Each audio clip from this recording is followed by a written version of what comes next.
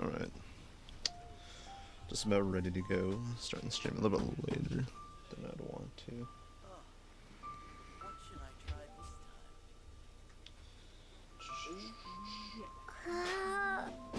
Whoa. Okay. Thank you. Yeah, okay.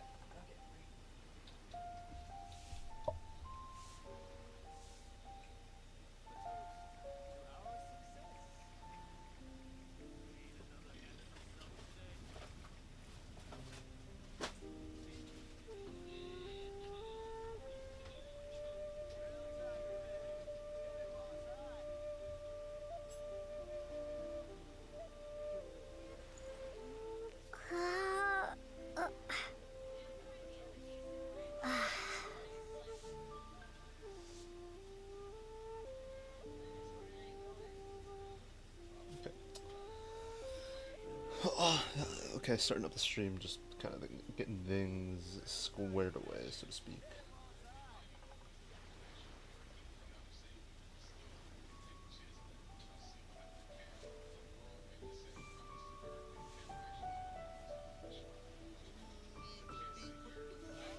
Sorry about the background noise.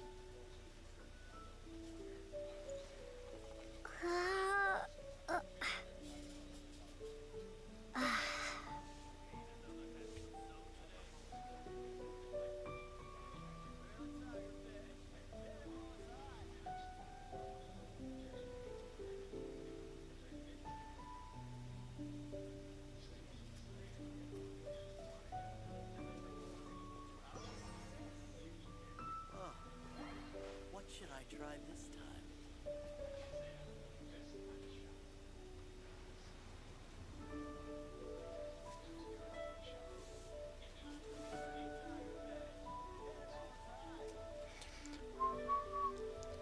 Right.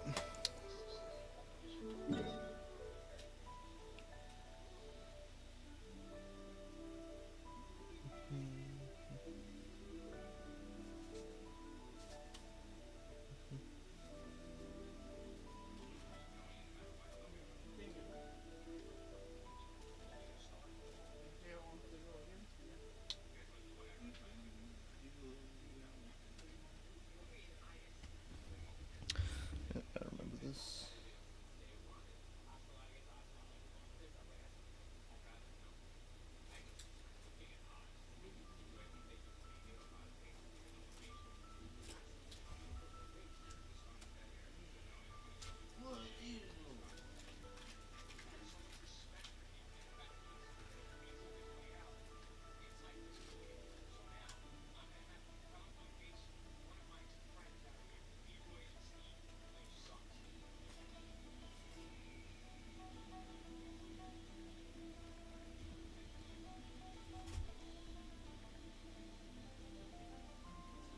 I think this is it. Okay. Yeah, there we go. Things are going well.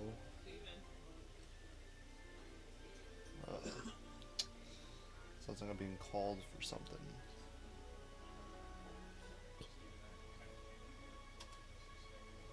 Okay, there we go.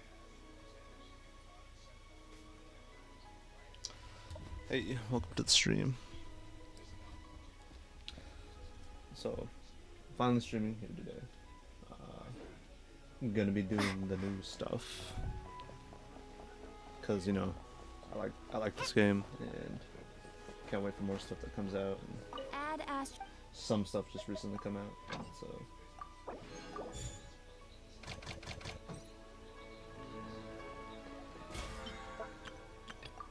I'm here to play it today. It's like some new main story stuff. Bedtime story is what it's called apparently, the new act of the main story of the game.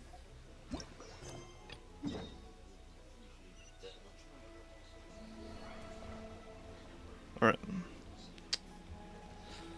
I'm gonna go ahead and just get this started like right away. No dilly-dallying. Because these quests, they can be long, so it's like, you know what? Might as well get it done right now. Treasure Street. Right? Perfect. It's you two. I have a commission here that has your Yep. names written all over Another it. commission. In fact, I'd even go so far as to say you're the only ones for the job. The only ones for the The job, only huh? ones for the job? Huh. If our help is really that important, it's probably some Archon class commission, right? So, this is probably gonna be like the second time that Catherine's like, oh, yeah, there's this that you can do. And then it's gonna end up stuff that involving Danesley, if it seems, for like the third time, I think. It's like so far a couple other times she's done this where she's like, oh yeah, go in this. I feel like something's gonna happen. At this point, I feel like Catherine knows what's going on. I've heard of that classification The before. Adventurers Guild doesn't employ that kind of classification system. In fact, this commission is also probably not nearly as intimidating as what you're expecting. All it asks us to do is to find a missing person. A missing person? Then why did you say we were the only ones for the job? I came across this commission while reviewing our backlog not too long ago. It seems simple, but our records indicate that over a dozen successive efforts to complete it have all ended in failure, despite attempts by several accomplished and renowned adventurers. With the reputation of the Adventurers Guild and the performance of the Sumera branch at stake, it's in our best interest to assign this commission to the adventurer with the highest completion rate over the past few years. Well, that's us for sure. Flattery will get you everywhere with Paimon. All I'm asking is for you to give it your best shot. Give him my best shot. Well, sure, why not? If it proves to be beyond your capabilities as well, I'll talk to the commissioner about canceling the commission. Okay, so who are we looking for? And what is it about this commission that's made it so hard to complete? This commission was jointly issued by the residents of Vimara Village. They say one of their own villagers has gone missing. One of their own villagers, huh? But the problem is, they don't know the missing person's name. They can only provide information about his general appearance. His general appearance. They're all from the same village, but they don't even know his name? If so many adventurers Seems have kinda failed suspicious. to complete this commission, maybe this missing villager doesn't exist at all. Could it be some sort of a prank or something? Unlikely. Several villagers came by to issue the commission, and judging by their appearance and tone of voice, they seemed incredibly sincere. It certainly didn't seem like a joke to them. Besides, putting up a commission requires a processing fee. There aren't many upsides to a prank that costs Mora to carry out. Sure, that would be a little strange. In any case, it would probably be best to go to Vimara Village and ask around first. The Adventurers Guild does have some information on hand, but I would say anything you can learn directly from the villagers would be far more reliable. The best way to avoid misdirection is to go to the source. All right then, let's go! I'm starting to get really curious about this whole thing. Alright. Bedtime story. Makes me wonder why it's called that, but I guess we'll find out. Also, another thing that I like about this update, if I took a glance on the top right at this little resin cap thing, they raised it to 200, which I think is pretty nice, honestly. Because before, not too long ago, like last update, like a day or so ago, quite literally, so, well, a day ago in my case, it was at 160, now it's at 200. And before that, way before that, I remember this is like back when I first played the game, when it first came out, it was like at 120, I believe. But now it's 200 now, and it's like been a long way coming to get that be a thing. Probably because Star Rail's now doing it. Only now, I guess the team for Genshin is like now doing that. Because I heard that, like, the director of this game's kind of scummy, though. That's what I heard.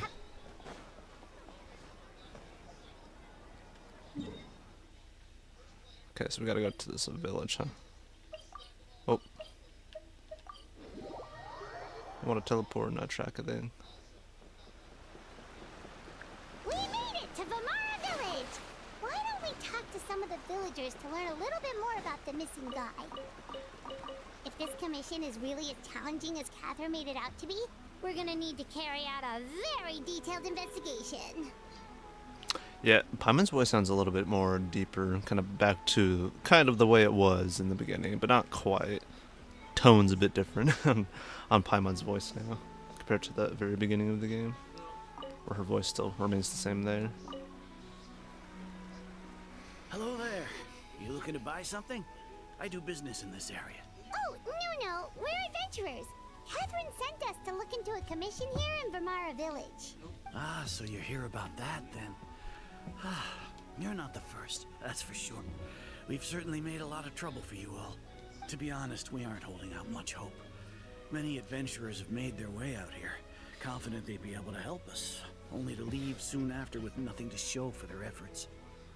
Damn. We've pretty much had it up to here in questions, and the area around the village has practically been overturned in search of clues. But no one has been able to make any headway. So, this person we're looking for, what's his name? Where did he live? Does he have any relatives? I don't know. I really have no clue.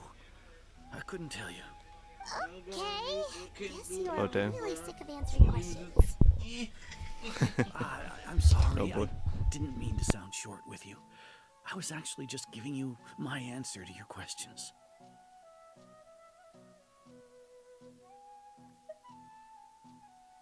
I know it may seem like we don't have anything to offer by way of information, but I promise you, we all have a very strong impression of him. When you live in the same village as someone, you develop a lot of memories together, you know? We just don't know the specifics. Maybe we did at one point, but that information is long gone by now. At least that's what everyone in the village seems to think. We've all exchanged what we know, and that was the only logical conclusion. Yeah, that seems like pretty suspicious, so to speak. Alright. Specifics aside then, what kind of person was he? Young guy, in his early 20s probably. Incredibly kind sort of person, always willing to lend a helping hand. I'd chat with him when I didn't have any customers. I even saw him stick out his neck for others on more than one occasion. Very interesting guy, that one. Now that you've started talking about him, you don't seem nearly as down in the dumps as you did before. Seems like he left a pretty good impression on you. But of course, everyone in the village is pretty fond of him. We wouldn't have issued that commission otherwise. There aren't many young people like him nowadays. So genuine and pure. To think that he just up and disappeared one day. I just hope nothing bad happened. Could he have just moved away without telling anyone? No, he's not the type to leave without saying goodbye. And anyway, moving away without being seen by a single person in the village, there's no way he would have been able to manage that. Huh. Alright, thanks for the information. Weird. We're gonna go ask around some more. That's a very weird.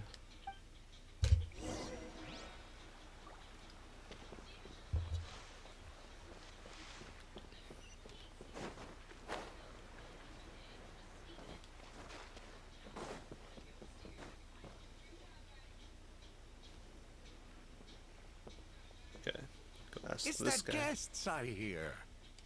Hi, Grandpa Indeed. Amadea. We're here to help you look for the guy that's gone missing.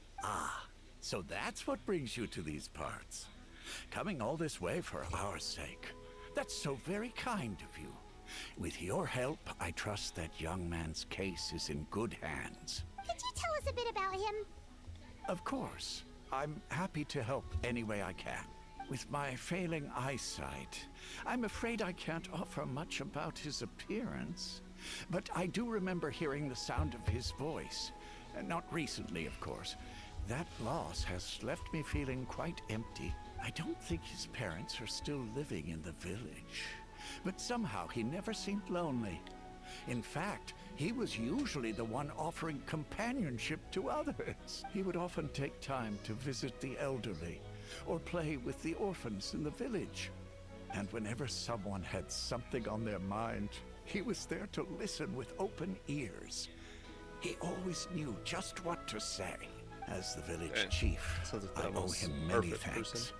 Helping villagers navigate difficult moments in their lives should have been one of my responsibilities. But he was often the one rising to the occasion. Wow. He seems like such a nice and gentle person. No wonder his disappearance affected you all so much. But, you wouldn't happen to know any details about his name, address, or family situation, right? I'm ashamed to admit it, but I just can't remember. No matter how you look at it, I should know those things. But for some reason, no matter how hard I try to remember, the information just doesn't come. Perhaps my age really has caught up with me this time. It's okay. There's no need to force yourself to try and remember. We'll figure something out.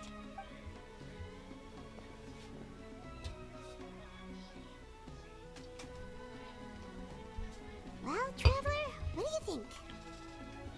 There's probably more to this case than meets the eye. I don't think so too. Like, the name thing. It's so weird that no one remembers his name. No way someone went to Ermin's soul and deleted the guy from existence of Remember. And nobody has been able to tell us anything about his family or where he lived. It's like this guy's been erased from reality or something. I would say it's more like he's someone who only exists in people's memories. Wait, so you're saying it's not that he's been erased, necessarily, but more like he never existed to begin with? Okay, Paimon's gonna need some time to process that one. Someone who only exists in people's memories? Could it be like what happened with Greta Lord Rigudavada? Like some sort of mass alteration of people's memories? You two are the adventurers who just arrived, right?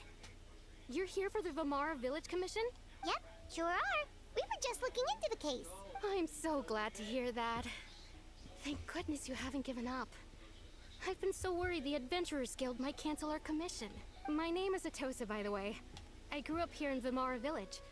Anyway, I just wanted to say, please keep searching for a missing villager. I'm begging you. You have to find him. I'm sure we'll track him down. Yeah, Possible. no need to worry. We'll give it our best shot. So, were you close to the missing villager? Are there any leads you can give us? I'm not sure this counts as a lead, but follow me. There's a place I'd like to show you.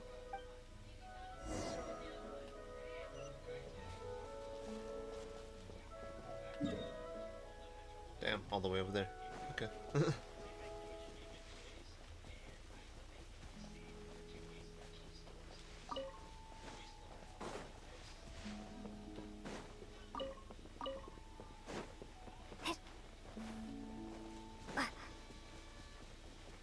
Whoa, I think that's my cat.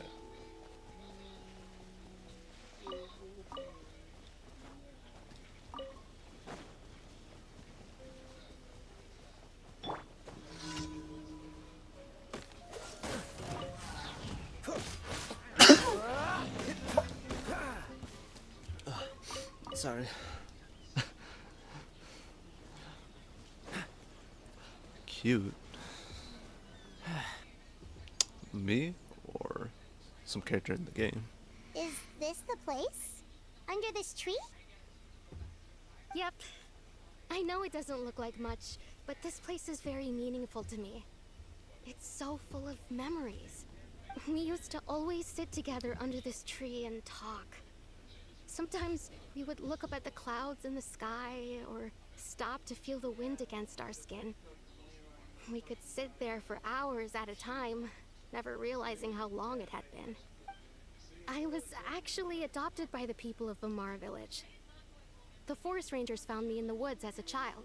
I was surrounded by such good people, and growing up in the village was so lively. Still, there were times when I couldn't help but feel incredibly alone. Alone? How should I put it?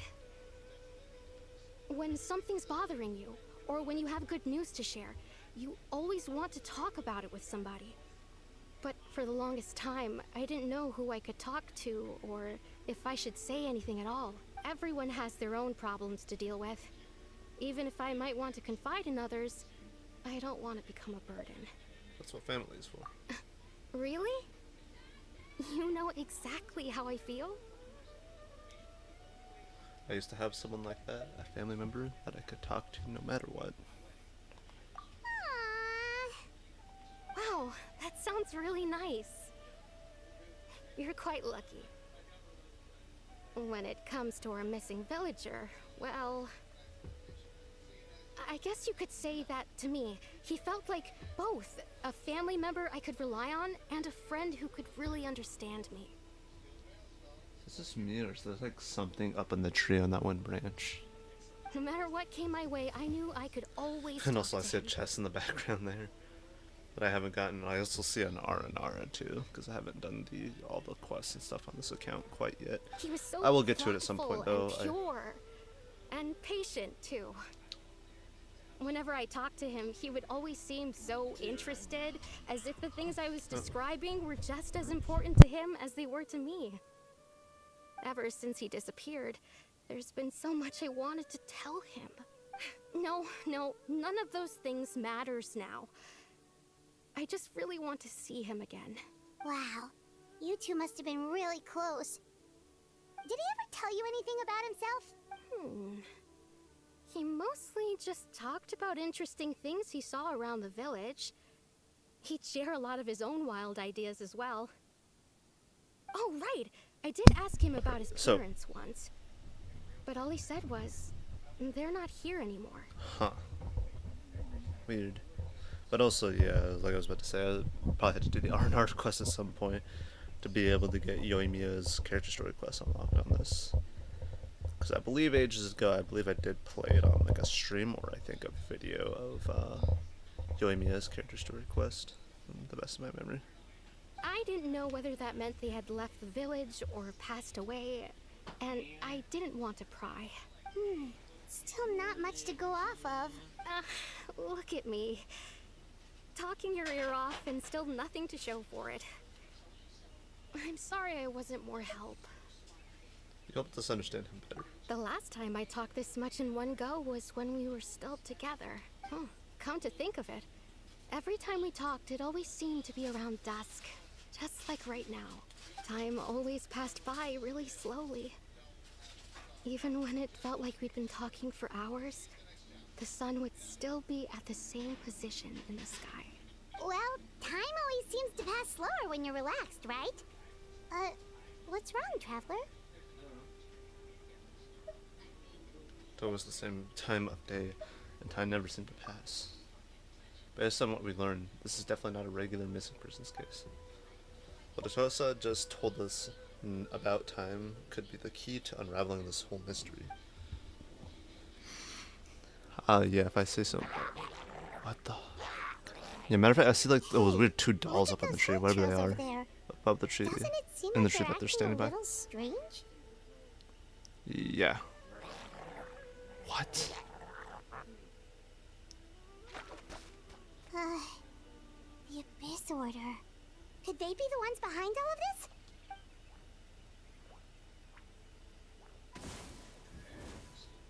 Whoa. Uh-oh, we've been spotted! Quick, get ready to fight! It's been a while since I've heard an Abyss Mage talk. Dodge this. Oh, so sorry. You're in for a little shock.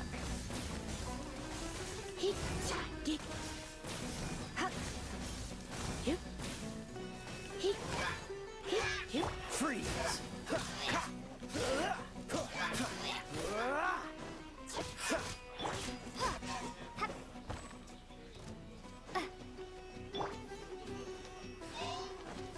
Surrender and you'll be gentle. Hey, get him!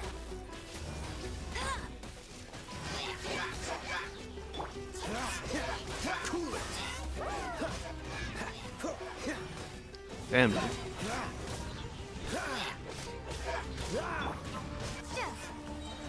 Dodge this. Come a little closer. This one will be frozen. Hey, do you see that up there? Whatever that is. Bet you can't keep up with me! Thank you so much. I wasn't expecting monsters to show up.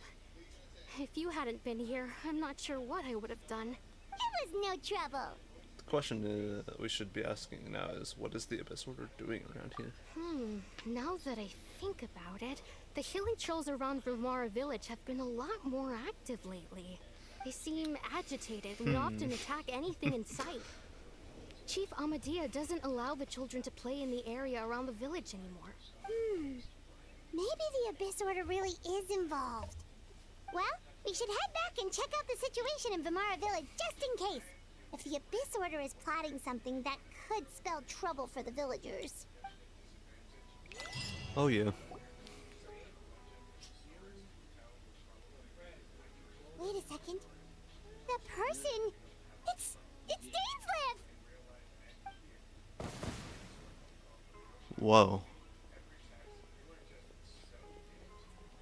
Ah, it's you two. Oh, a friend of yours? Well, I'll leave you all to it then. I should head back to the village and check up on Chief Amadea and the others anyway. See you later. Yep, see you later, Atosa!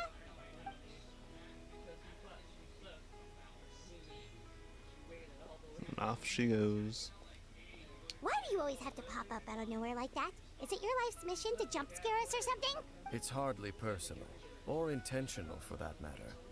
As long as you and I are both in pursuit of the Abyss Order, we're bound to cross paths. Ah, so you're here to investigate the Abyss Order then. That would explain the monsters you were fighting just now. Naturally. Hold on. Are you not here for the same purpose? We're also on the trail, but I'll admit we ran into them on accident. No matter. It may have taken you a while to catch on, but I'm sure you've also realized by now that there's something strange about this place. The Abyss Order is most certainly planning something in this area. Or worse, their plan could already be in motion. So you think the Abyss Order is behind the hilly trail activity in the area? As things stand, I highly doubt that is their primary motive. I would imagine the increased hilichurl activity is merely a byproduct of whatever it is they're really trying to accomplish. Still, the hilichurl activity is causing a lot of problems for the people here. We should stick around for a while and protect the village, don't you think? The best way to protect them is by figuring out what the Abyss Order is truly planning. That is how we prevent further tragedy. Well, let's see what more we can learn from the villagers, and after that you also owe us many answers. And you shall have them. I never intended to hide anything from you. Don't worry. There should be ample time to talk. We return to Vimara village together until, based on what you've learned, you question the villagers. And all that fun stuff. Ah. So that was the commission that brought you here to Vimara village. Someone who seems to only exist in people's memories. That is indeed quite intriguing. I would agree that it's unlikely you have a simple missing persons case on your hands. However, any possible connection to the Abyss Order is still unclear. It appears all we have by way of clues is increased hilichurl activity. And that is certainly not much to go off of. How about the intel you promised me? Right! That mysterious voice she heard in her brother's memory. The one who called himself a sinner. Who is he?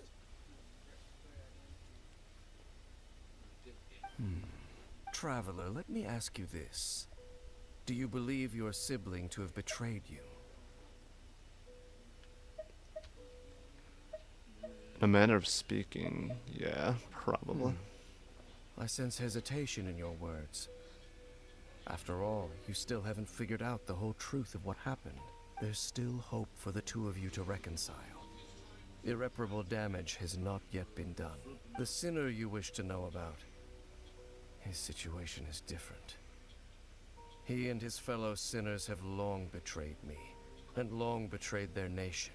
His name is Vedrfolnir, the Visionary. What? I'm loath to admit it, but he is also my kin, my older brother. What the what? Your brother? What happened between the two of you? There were 5 of them, the 5 sinners of Kanria, the wise Roptatir, the visionary Vedrfolnir, Gold Rhindaughter, the foul Sertalogi, and Rehir of Solnari, Rerir.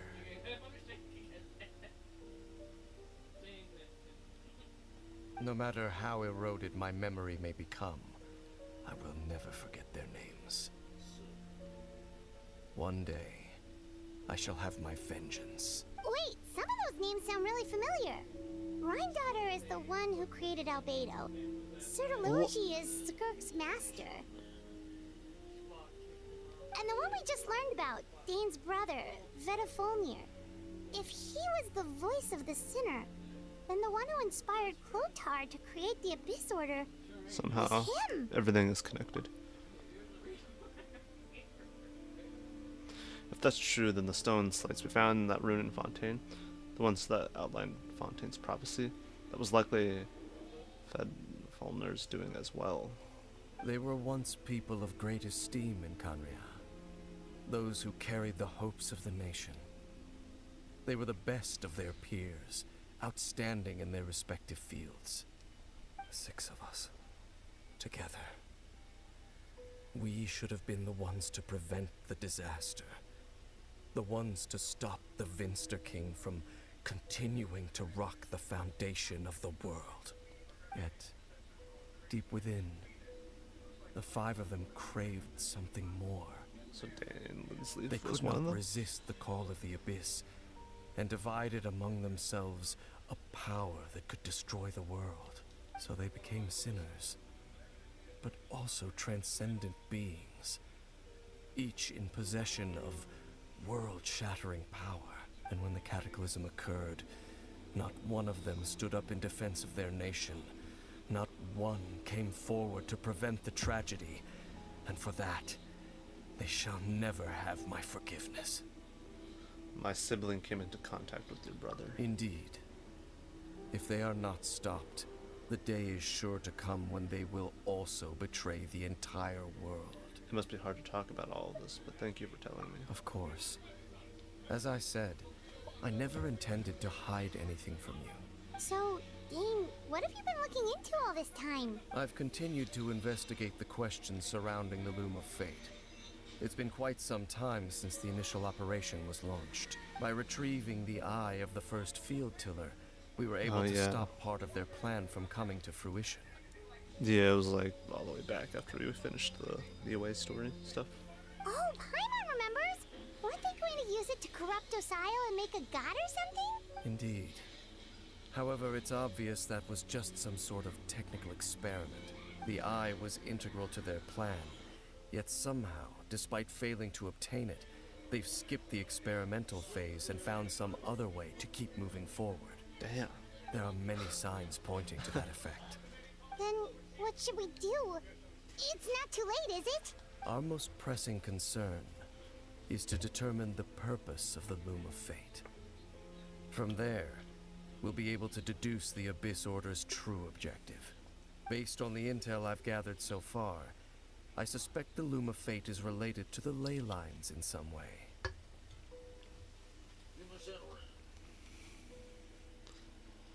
The ley lines.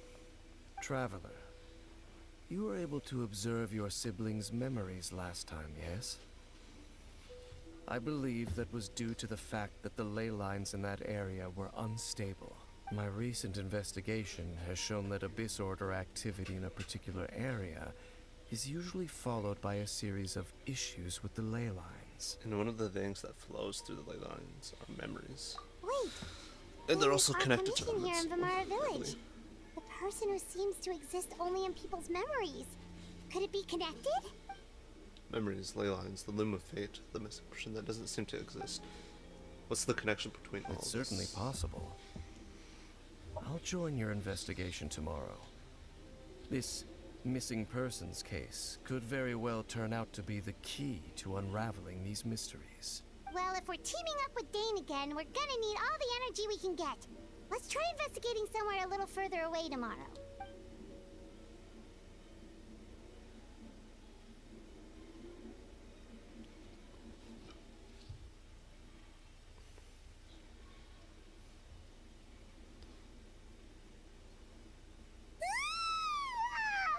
So tired. Wow. Paimon jump scare. I used way too much brain juice yesterday. It's all Dane's fault saying all that complicated stuff. I didn't sleep well either. Well, I can let's go imagine. find Dane. We've got a lot to do today.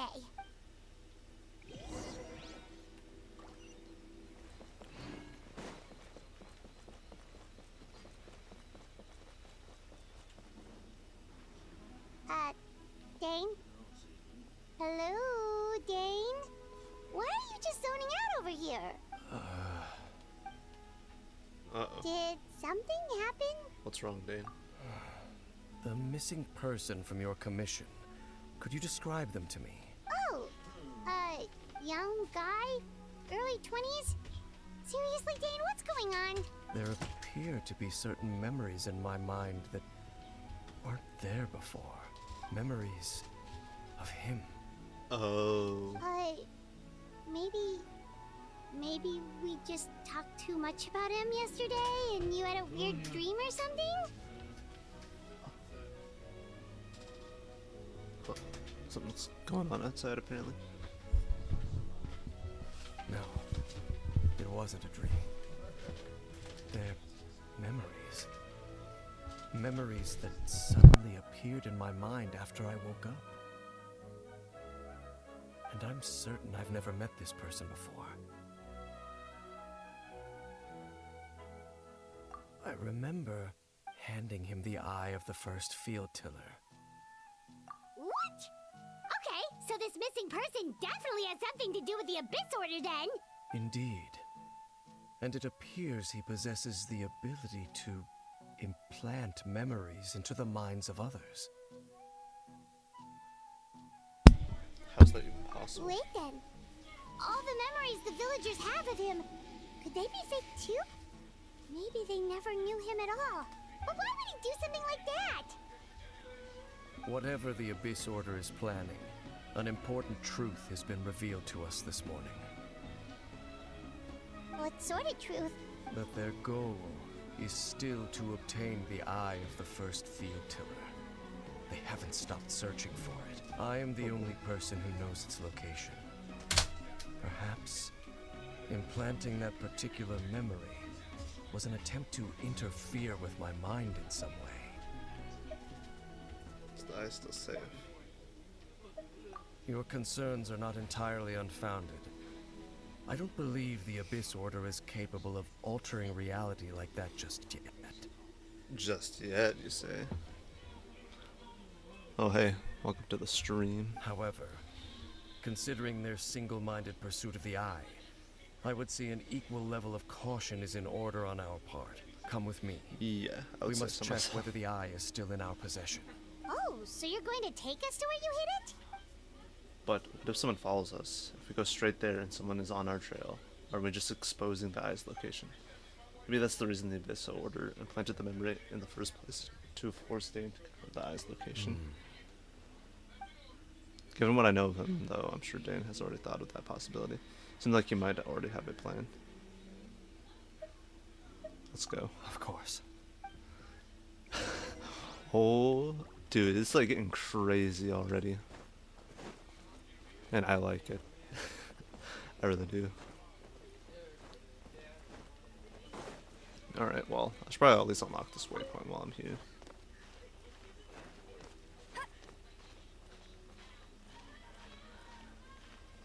Go on up. Cause yeah, I still need to do like all the open world biz and stuff in the game here.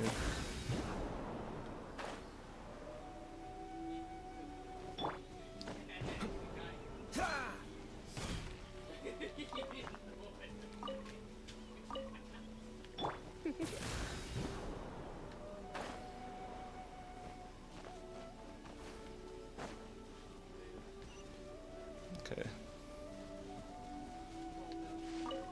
Go ahead and unlock this.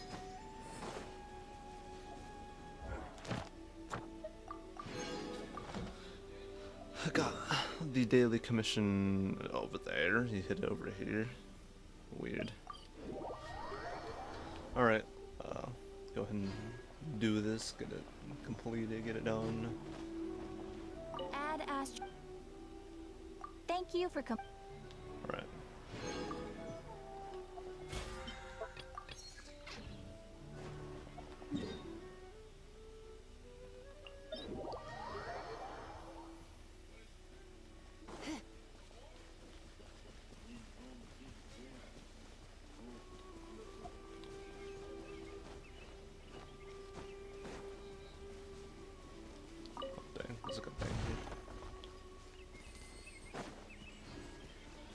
10K Mora. So you hid it way out here?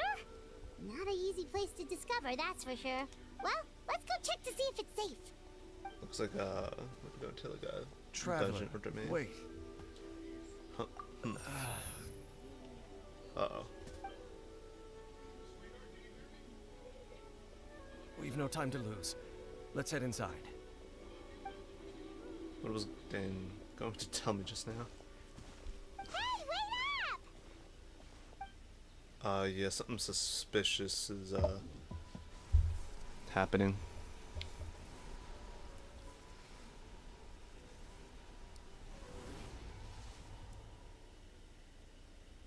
Okay. Place of Revelations. So as the Dan brings you to where he hid the eye before, as you continue onward, the answers will soon be revealed. But when you step within, there seems to be something strange going on with Dan. Yeah, if I do say so myself. What do this is? Oh dang, Chasm soundtrack. And well, it is near to the chasm, so it makes sense.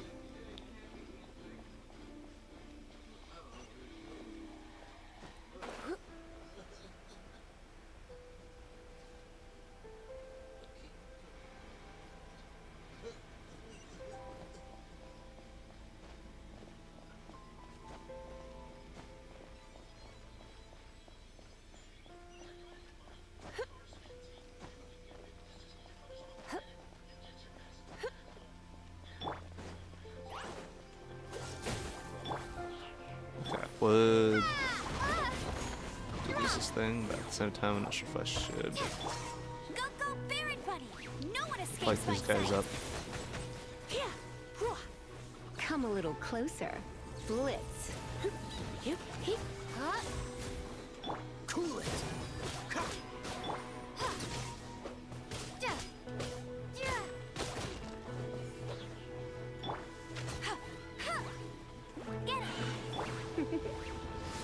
You've been a naughty boy.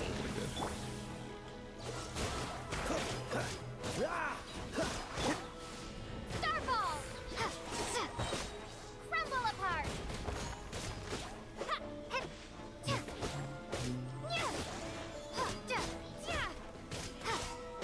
Drop!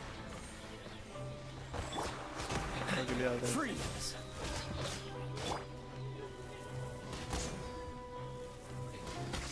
Cool it. It appears the mechanisms here have changed over time. You can access the upper floor through the side door. Perhaps you should try reactivating the mechanism over there. Interesting. I can tell if that's like stuff falling down over there, or if those are bats or something. I see what he means. We gotta activate something over here, and then we can move forward. Is that water? No, that's a drop off.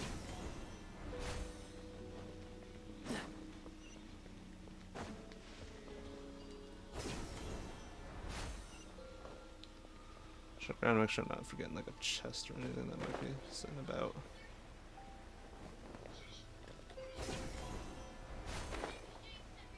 Well, there's a chest right here, but for a second I thought I was gonna like see it be locked off with the Abyss Order spell, and then enemies pop up.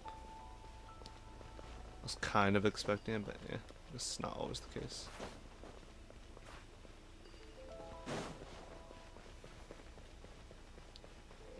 Okay, go in here.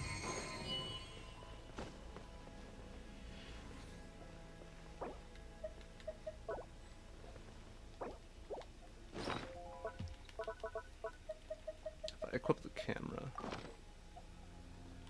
can't use in domains. Can't use in domains.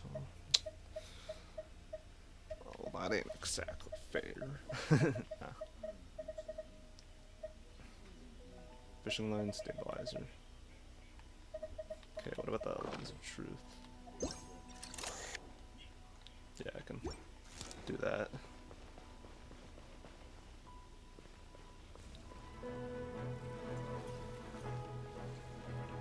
field tiller. Like rune guards. Okay, well.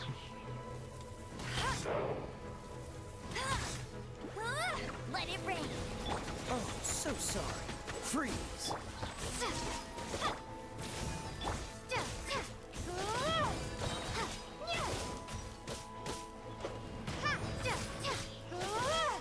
Dodge this.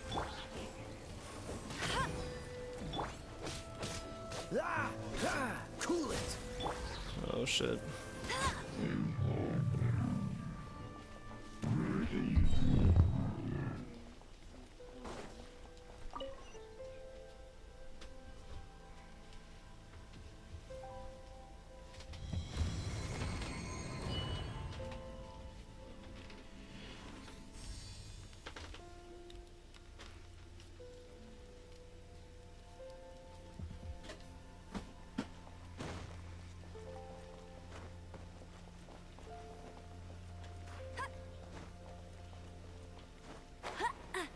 Okay, I guess we just go down, huh?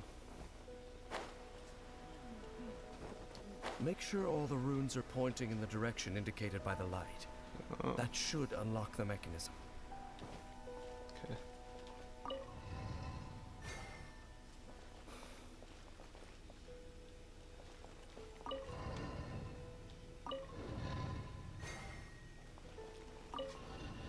Oh, I think I get it now.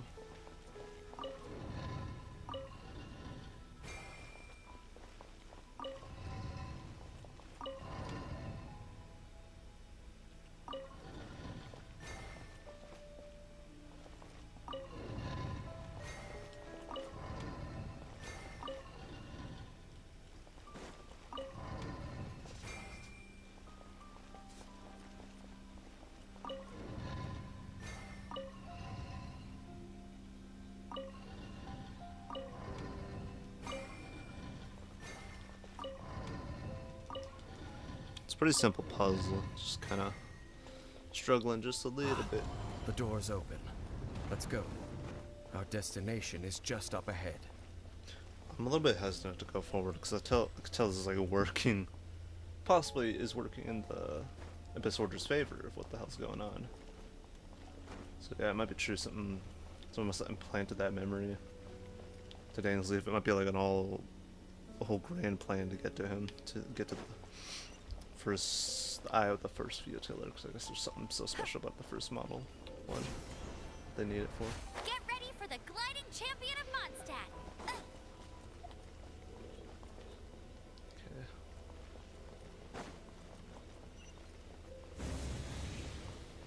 Door of Resurrection activated. Oh, I haven't seen these doors in a while. Whoa, I like this screen. Yeah, I got these other funny characters.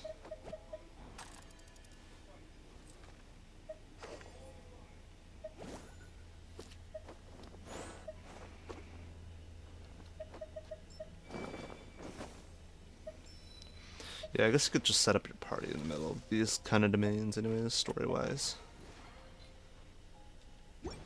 But yeah, I'll stick with what I have.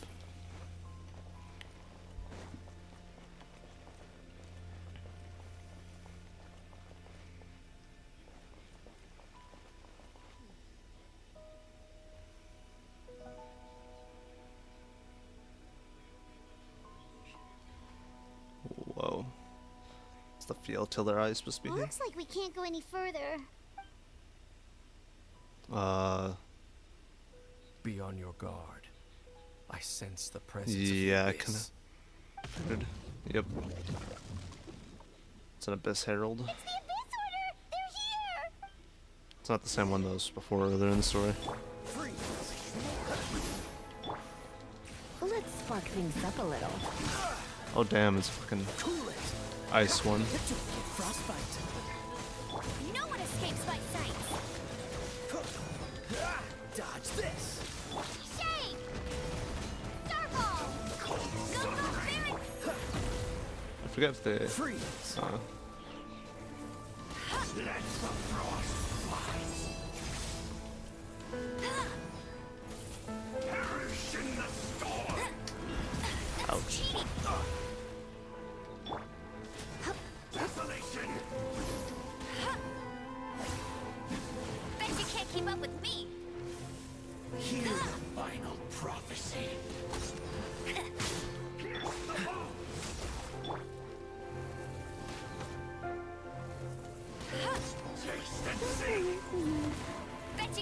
up with me. This burn buddy can distract anyways.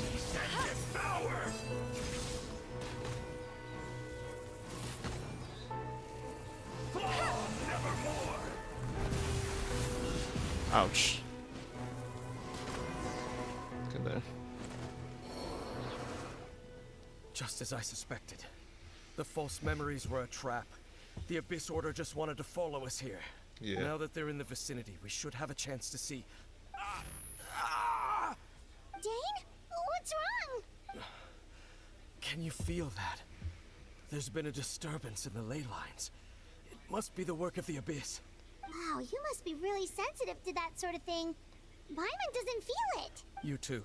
Do as I say. Use that mechanism over there and leave this place. If you hear on your own, will you be alright? The Abyss Order is putting something in motion. If you return to Vimara Village, I suspect you might finally have the opportunity to locate the missing villager. Just think of it as a way to divide and conquer. Alright. I'm a little bit worried for him.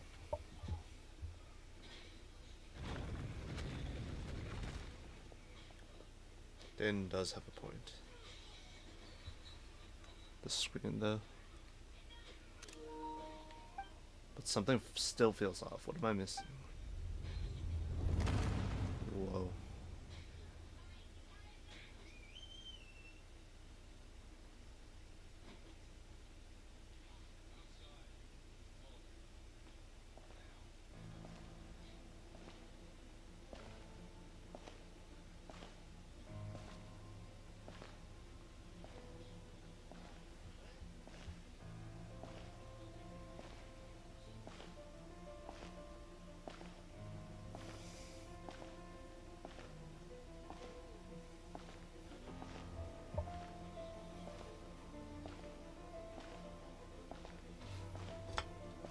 Something gonna happen. Oh, okay.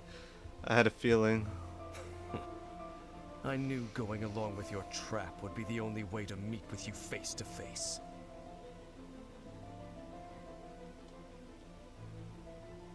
You risked your safety, and that of the Eye. That's quite the gamble, Dainsleif. But I believe that I am the one walking into a trap laid by the Twilight Sword. So you came here all on your own? What about those followers of yours? When the Twilight Sword is prepared for battle, any army I could send would only be marching to their doom. Better that I face you alone. I know you must have a lot to say, but if it's a conversation you want, you'll have to defeat me first.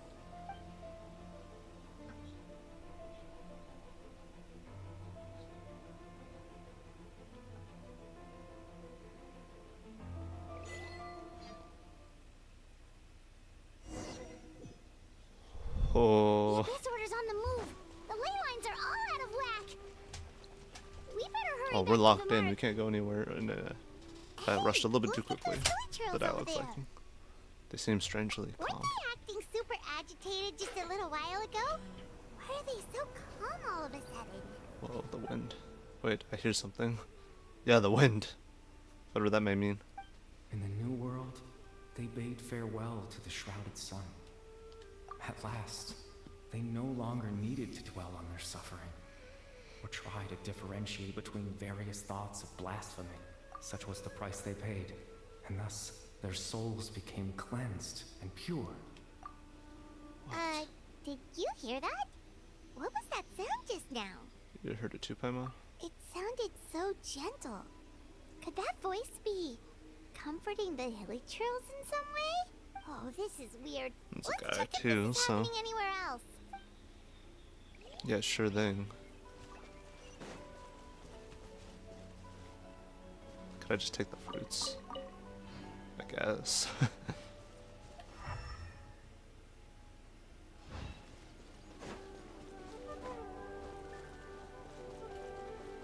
Looks like the same thing is happening over here too.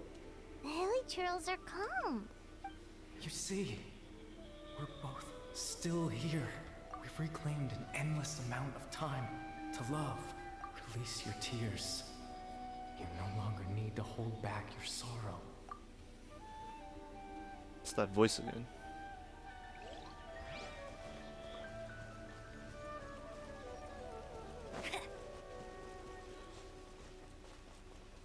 over there.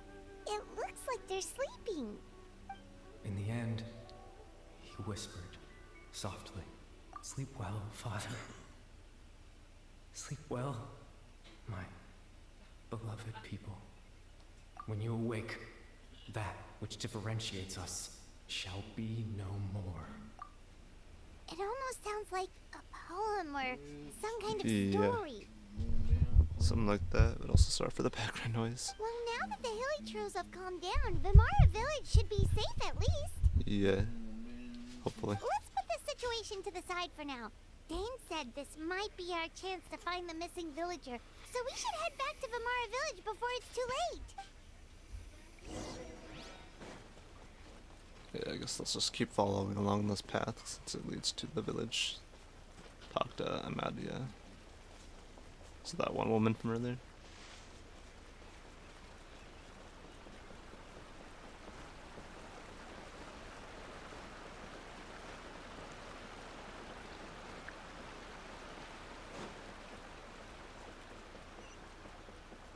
No, it's the chief, I believe.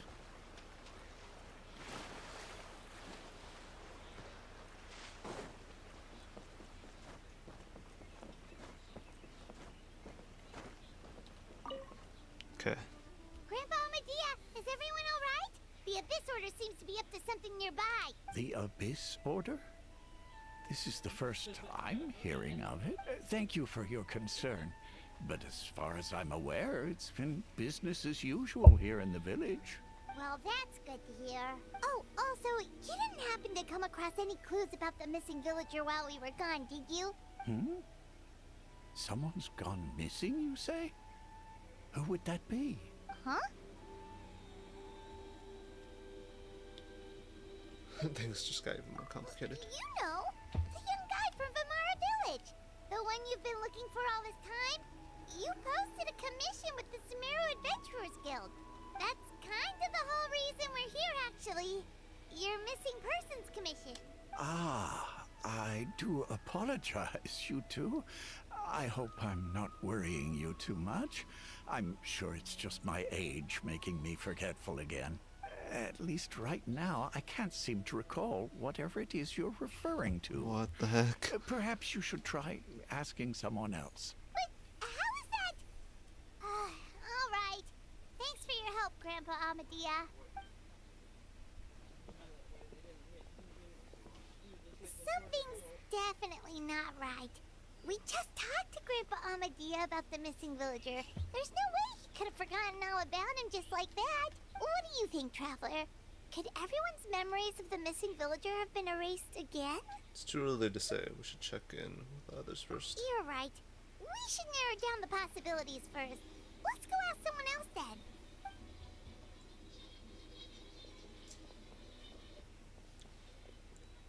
Dang. Lumine was so close to running into her sibling.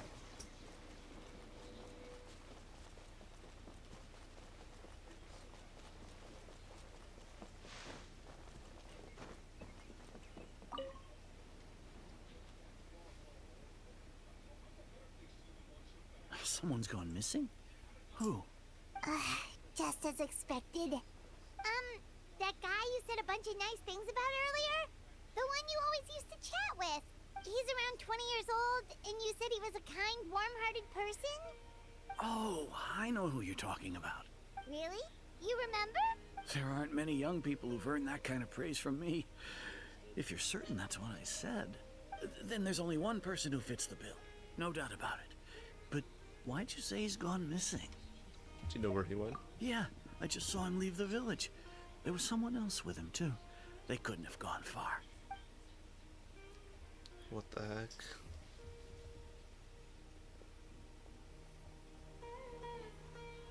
Strange. Bayram seems to remember him. And apparently he just saw him? Do you think maybe it's not that there's something wrong with people's memories, but that we've somehow returned to a time before he went missing? I doubt returning to the past would be that simple. Given everything Dane mentioned about disturbances with the ley lines, I'd say it's far more likely that this is related to memories in some way. I need to think carefully what's really going on.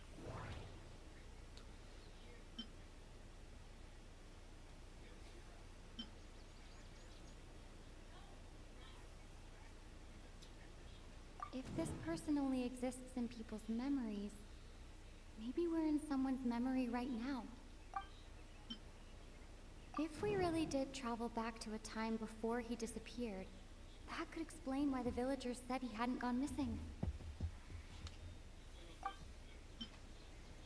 Just like what happened with Greater Lord Rukkhadevata, no one remembers him, because there's been a change in people's memories. Right! Paimon totally forgot about the ley line disturbances. We're in someone else's memory. Just like how you entered your sibling's memory last time. That would also explain why we seem to be at a time before he went missing. It's a memory after all. If we really are in someone's memory, then this is our chance to find him. Right. If he's someone who only exists in people's memories, then we're finally on the same turf. But didn't Bayron just say that he saw him leave the village with someone? Where should we go look for him? Who knows how long this ley line disturbance is gonna last? We might not have that much time, and we don't even know whose memory this is. Let's go through what we know so far. Good idea. That'll help us narrow things down. We pretty much figured out that the missing villager has the ability to plant memories into minds of others. Right! That! Can we try to figure out more about him using what we know of his ability? Like, does it maybe leave a trace that would somehow give him away? Implanting memories in the minds of others must be an imperfect process. There's no way the new memories could perfectly blend in with the old ones. There has to be some kind of tell.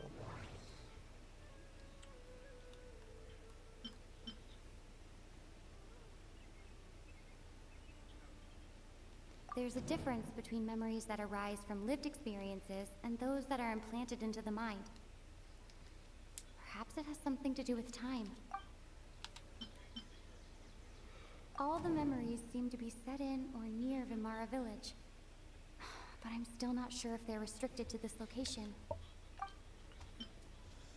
If time was allowed to pass within the false memories, there's a higher chance they might conflict with someone's original recollection. That would make it much harder to avoid suspicion. That one? No wonder! All this time and the sky hasn't changed a bit! That must mean time isn't passing! That's the tell of the fake memories! The implanted memories are basically taking place outside of the regular 24 hours of the day. If the memories included the regular passage of time, it would be easy for people to tell that something was off. Like there could be overlap or something. People might start to wonder why they remember doing two different things at the same time of day. That's why he makes sure the memories take place at a specific moment in time rather than over a period of time. If we consider this in conjunction with what we already know, then the question of whose memory this is seems to have an obvious answer.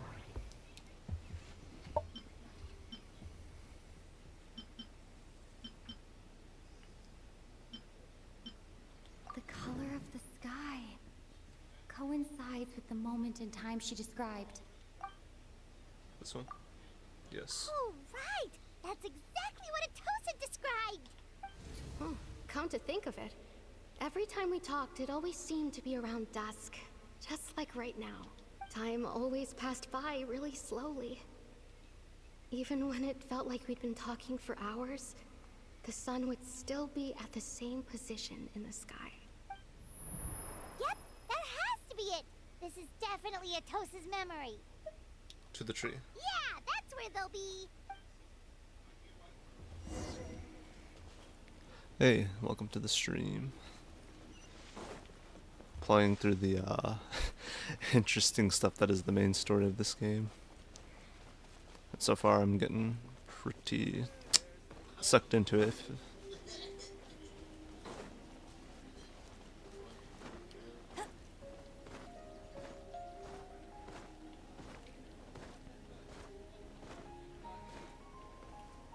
Oh. So, you see, Granny Jahiet was a mercenary when she was younger. She just talks like that out of habit. She's not trying to scare the children on purpose. Oh, there I go again. Always talking about my own things. Do you maybe have anything you want to share? It's okay if you don't. You could also just talk about what you think of me? Oh, I think you're an incredibly strong and thoughtful young woman. You'll meet many amazing people and live a very happy life. You won't miss someone like me. Huh? Are those your friends over there? Whoa.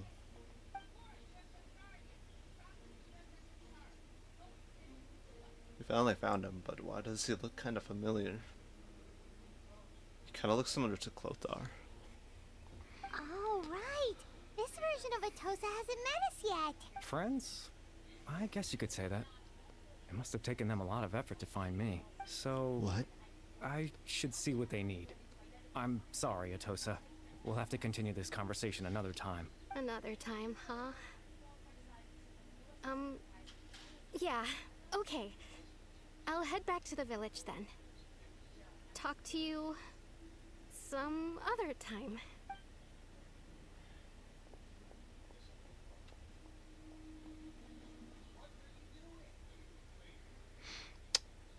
It's nice to see you, Traveler. I believe this is the first time we've met. What? You are...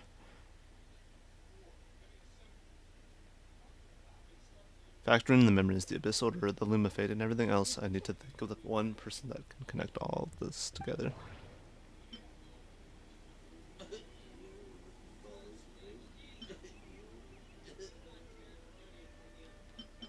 The founder of the Abyss Order. The man who broke the curse of immortality. Dane's brother. One of the 5 sinners of Conria. The one who stole the power of the Abyss. Born into abject sorrow, he shall now become the Loom of Fate.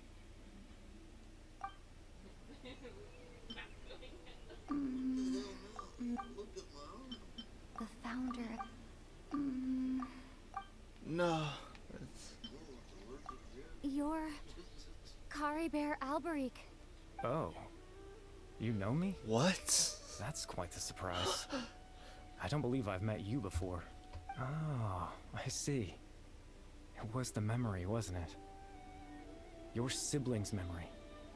You saw... the me from back then. This is Atosa's memory. I came here to say goodbye to her, but... I suppose I'll just leave her a message instead. Come, let's find somewhere else to talk. Whoa.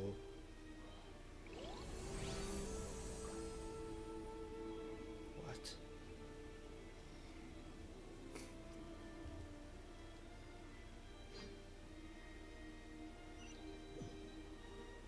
It's like a bit sort of language.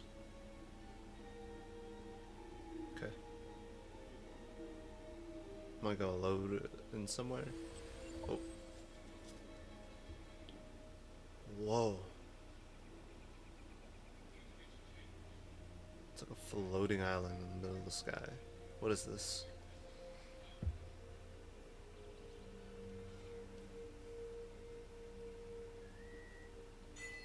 The proof of existence, huh? Oh.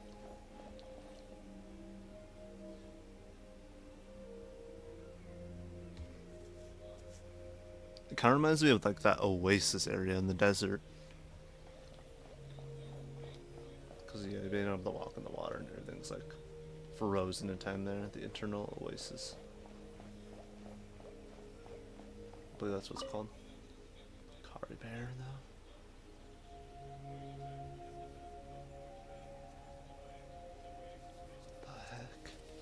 The heck? What is this place? What's wrong with me? I suppose you could call it the realm of my consciousness. I'm someone who no longer exists in the real world after all. As you well know. You look quite exhausted. It's nothing. I still have enough strength to play the part of a good host. I've always hoped that I'd get the chance to talk to you like this. And now, the time has finally arrived. So like, how does he know of, I guess, Lumine in my case?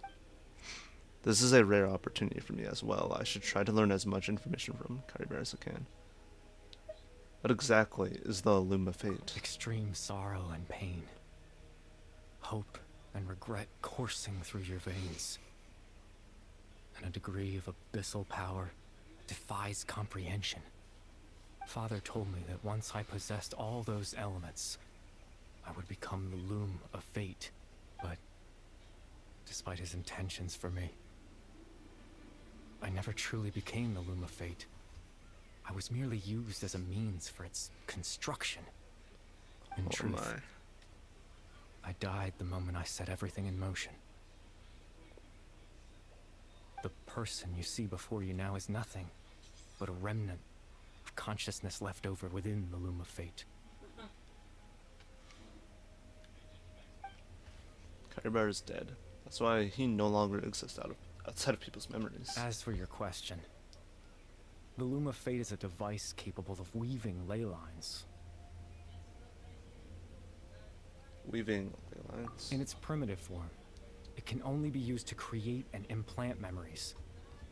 But as more of it is completed, its power becomes stronger and stronger, until finally, it has the power to weave real ley lines of its own. What? Once fully completed, the moment it gains the power to weave ley lines, it loses the lower level ability to influence memories.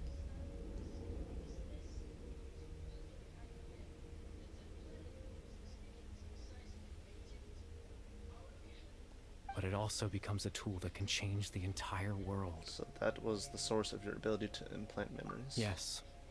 I have the ability to control the Loom in its semi-completed form. I suppose you can think of it as a form of compensation. After all, its existence cost me my life. Oh my god. So the memories that suddenly appeared in Dane's mind were implanted by Kyber through the half-finished Loom of Fate. That makes sense, but I'm still lost as to why he went so far as to introduce himself to all the residents of Amara Village. Why did you implant memories of yourself into the people of Amara Village? That. I was wrong to implant those memories. I'm sorry I caused so much trouble. Not only for everyone in the village, but for you as well. I just wanted them to feel like I once existed in this world, as if I had a chance at life. So that's why I never, or I would have never guessed. Is there any kind of meaning to this? It's only existing in people's memories really count as living. I know what you must be thinking. Why would I do something so meaningless? But I just couldn't accept it. I had to know what it would be like if I had my own life. What kind of person I would be. What other people would think of me. Chief Ahmadiyya, Baram, Granny Jahiyat, Atosa.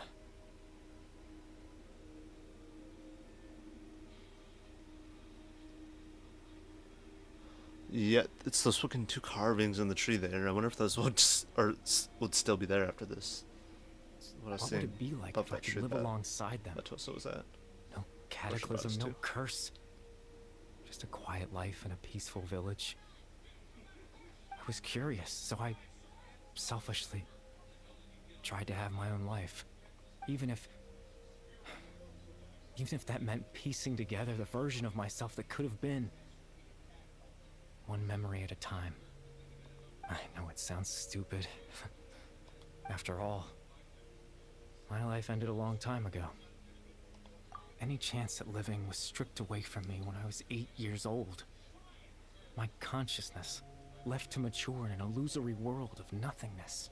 Even the form you see before you was nothing but an invention based on my father's appearance. An imagined version of what I would look like if I had the chance to grow up. In the end, this all stems from a tragedy that occurred in Conria back then. You know, everyone is looking for you. I know. But there's nothing I can do to make them find me. If I could exist in the real world, I would return without a second thought and surprise them with the suddenness of it all. But, well, that's not possible for me. As I understand it, even though you only appeared in their memories, your existence was a great comfort to them.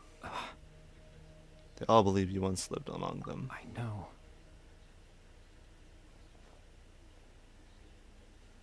Well, now that I found you, let's continue this conversation some other time. Dane might still need my help. Captain Dainsleif. Twilight's sword, you mean? No need to meet up with him. Things should already be settled on his end. Settled? Exactly. As someone who could only exist in people's memories, the fact that I'm able to talk to you in my consciousness like this can only mean one thing. The Loom of Fate has already been completed. What? The Loom of Fate is already complete. That means the Eye of the First Field Tiller must have fallen into the hands of the Abyss. Could something have happened to Dane? No need to worry about Captain Dainsleif. He's absolutely fine. The only reason he lost the eye was because I happened to guess exactly what he was planning. Captain Dainsleif has had the eye inside his body this whole time, hasn't he? His plan was to lure the Abyss Order to a false location, capitalizing on their pursuit of the eye in order to have the chance to confront the prince. He would then hand the eye to you and tell you to take it away from that location. That way, Captain Dainsleif could accomplish his own goal and ensure the safety of the eye all at once. A very thorough plan. Dane never handed me the eye. That's right. Because in his mind, he had given it to you already. Wait, does that mean he gave Dane a false memory? You made him think that? When? Before you two entered that false location. False location? Traveler, wait. Hmm?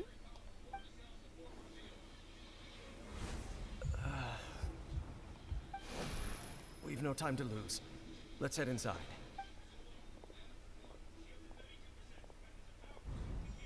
So when Dane froze up back then, it was because a false memory was being implanted in his mind. No wonder. That was when I implanted the memory of him handing you the eye. Given the tense situation at that time, Captain Dainsleif failed to notice anything out of the ordinary, and took that memory to be real. I'm sorry, Traveler, but I needed the Loom of Fate to be completed. And to do that, we had to retrieve the eye. So Dane had the eye this whole time until the Abyss Order took it away.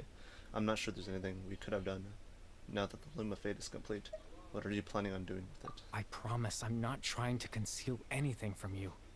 But I truly have no idea what the prince is planning. Tevat's ley line system is deeply entrenched in the planet.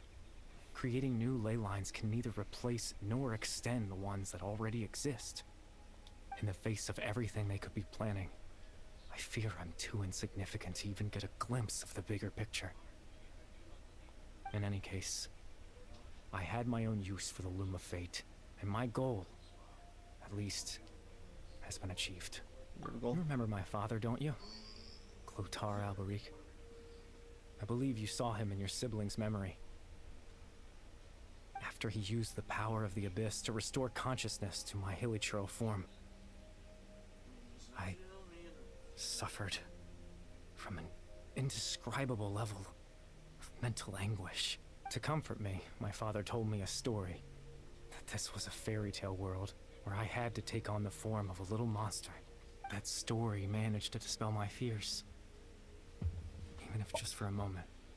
My goal was simple: to use the Loom of Fate in its near-completed form, when its ability to create memories was at its strongest.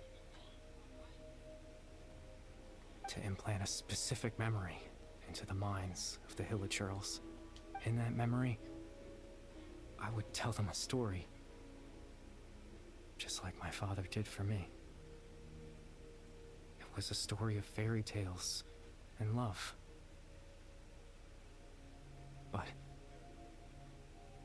more than anything, it was the story of us.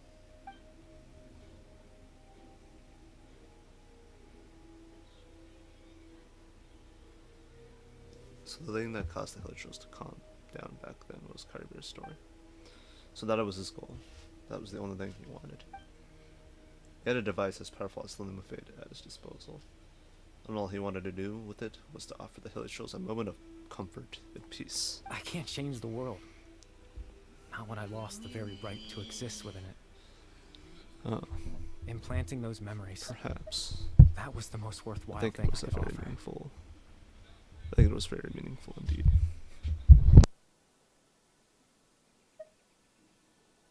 All that's left of my existence is a wisp of residual consciousness tied to the Loom of Fate. In truth, That trace of my consciousness should have dissipated long ago. My goal was the one thing that allowed me to hold on all this time.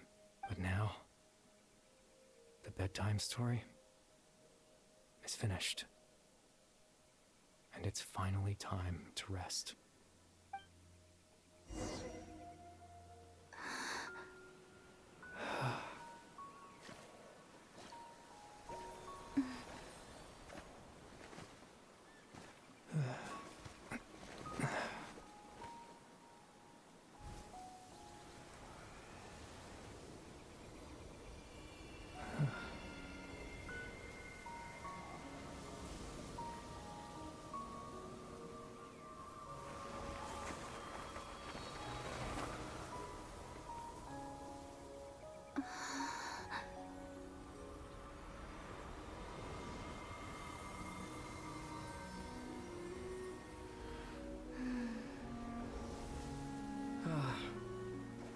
Looks like I was too late to see Kari Bear one last time.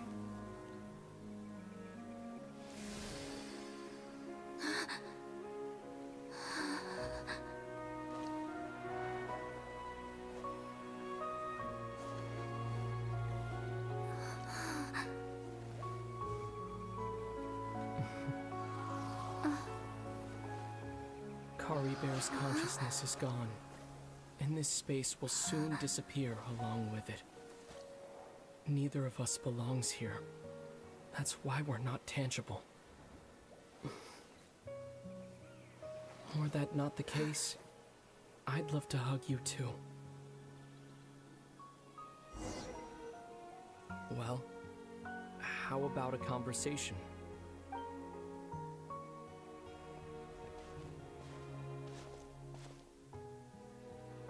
The chance to just stop and talk like this is certainly not easy to come by. Wouldn't you agree? That battle earlier was tough. The one against Dane, I mean. I didn't expect that after everything, he would still hesitate to raise his sword against me. Were it not for that, perhaps I'd still be no match for the Twilight Sword. Even after 500 years. The Loom of Fate, huh? I still haven't found a way to utilize it to its full potential. But there's still time before the heavenly principles awaken.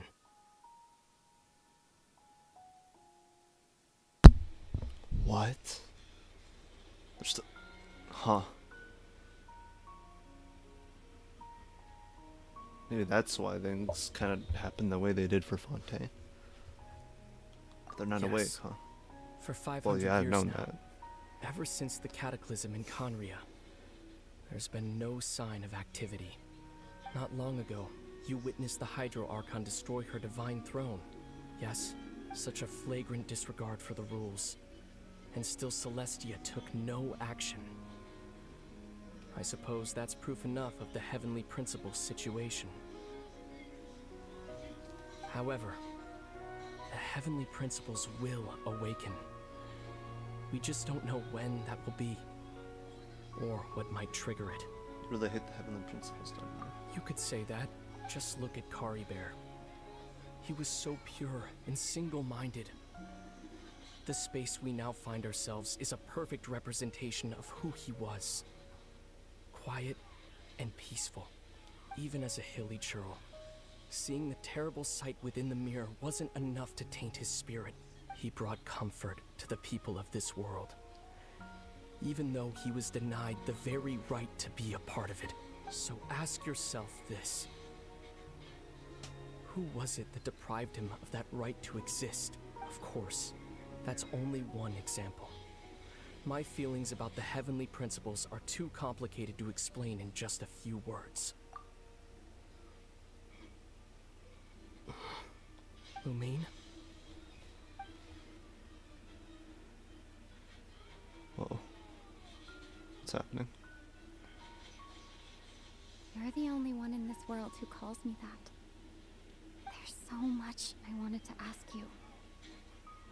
But for some reason, I'm not interested in asking those questions right now. There's just one thing I have to ask.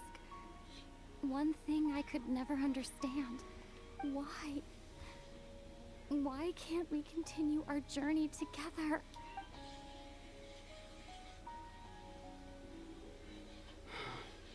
At the end of my journey, I arrived at a place known as the Sea of Flowers at the end. Do you remember? A long time ago, when we traveled between worlds together, you told me. You wanted to find a place in the universe where that one flower was in full bloom. To have a place like that suddenly appear before me? Well, would you think of that as a coincidence? You mean? I miss you too, Lumine. But as this war continues to rage, and as I continue to seek that final answer, I don't even know how to face myself sometimes. Let alone my own sister. What's going on? This space has lost its tether. I doubt it'll be able to exist much longer. In fact, aside from our ability to physically interact with each other, there's something else you should know about this space. With Kari Bear gone, we won't be able to remember anything that happened here. Everything in this space will be wiped from existence, including all memory of our reunion. You're only telling me this now?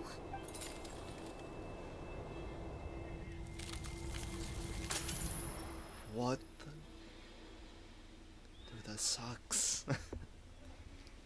Of course, us the players will remember, but... story-wise... and character won't.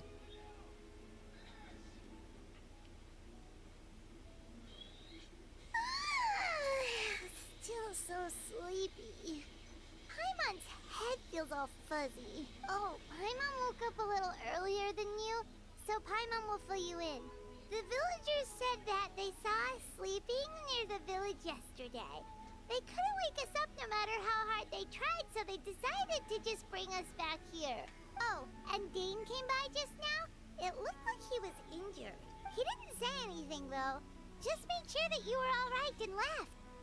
Kinda seemed like he had a lot on his mind, but that's Dane for He you. never changes, does he? I'm having trouble thinking straight right now. Let's think for a second. We were in that memory, and we saw that guy you called Kari Bear. He was the missing villager that we've been trying to find, right? And after that, Paimon doesn't remember what happened. Gabriel and I talked for a while. He told me about the Loom of Fate. Wait, really? What a score! I guess our commission is complete then. The missing villager, the person who only existed in people's memories, was Kari Bear all along. But now that he's gone, I'm not sure how to explain things to the villagers. What happened after that? After that, I can't seem to remember. Well, yeah. Maybe I'm just tired. I feel like something else happened, but why can't I remember? Not sure why, but it almost feels like I lost something. Ah, there you are. Sleep well? Bayram? You sure seem happy. Did something good happen? Something good? Huh. Wasn't anything good or bad, I'd say. It's just that, well, the village organized another search party yesterday. It didn't feel right to leave all the searching to the adventurers. So there we were, searching away, when suddenly this one guy said it all came back to him. According to him, one day around dusk, he was passing by this one tree outside the village, and he saw our missing villager. There he was, sleeping under that tree all by himself. His parents came a little later to wake him up, and they all left together. It looked like quite a happy family, apparently. What? And after that, well, we all started to feel like that really is what happened. Kind of strange that we forgot all about it for so long. So, that's how Gabriel said his goodbyes. That was the last memory he gave them. Oh, and we also remembered his name. Kari Bear. Oh. Now, that's not a name you hear every day. Would have been helpful if we remembered it sooner. Make sure you remember it this time. Well, I hope he's happy wherever he is. And we're all relieved now that we know what happened. Seems like everyone thinks Kari Bear left the village. That's probably for the best. At least they have some sort of explanation now. Gabriel's gone. The Limb of Fate is now complete. And no one else will try to change the village. Paimon wonders how Atos is doing. Maybe we should go check on her. If she hasn't remembered like everyone else, we can tell her what happened. Paimon didn't see her in the village just now, so She's probably at the tree. Come on, let's go talk to her. Alright, we'll do that. But then I'm guessing we have to go back to Catherine, I imagine. A little bit of an extension of the quest, so to speak, and then, yeah, then the quest, this part of the main story is complete, and then I could go ahead and do Clorin's character story quest. And of course I still have, yeah, hers, but I need to, I need to do this world quest to get it done and completed. And then I could get that.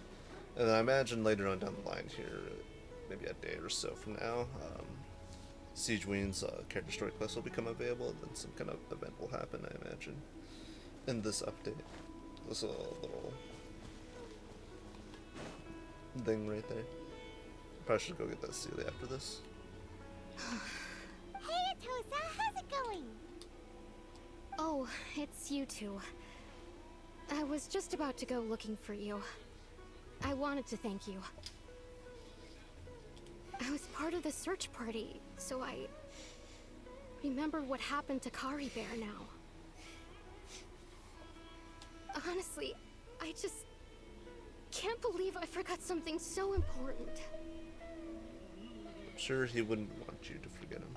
It's funny, but I have this feeling he told me the same thing. I just can't seem to remember when. I guess it doesn't really matter anyway.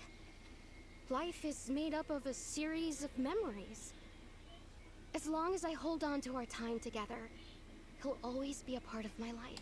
I'm just happy I got to meet him. So, who cares what happens in the future, right?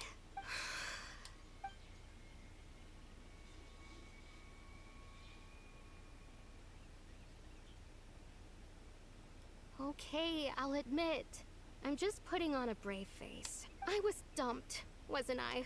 Otherwise, why would he just leave like that without saying goodbye? I'm sure he had his reasons. You don't need to comfort me. I'll be okay. Yeah, must have loved the guy. It's just like Kari Bear said. It's the things we overcome that make life more precious. And you know, those two carvings if he of has a them, heart, maybe of he'll both come back Atosa and and see Kari me Bear, one day. is up there. Anyway, thanks for all your hard work, you two. I promised I'd help Granny Jahiet with something, so I should head back. Goodbye. Well, that should be it, right? Everyone's lives can go back to normal now. Oh, right! Weren't you about to tell Paimon what happened after your conversation with Kari Bear? Right, what was it that happened? I can't remember. Oh, it feels like there's something in my pocket. A picture? Where'd that come from? Let Paimon see. What the? You must get along with each other, the two of you. What? Oh, the quest just ends here, alright. I mean, it's good though. Is that just there permanently? Where is it? Oh, there it is. Can I look at it?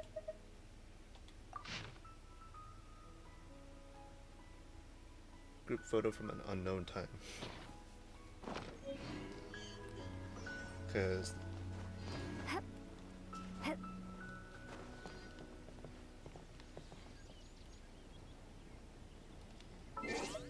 wonder if these will still be here.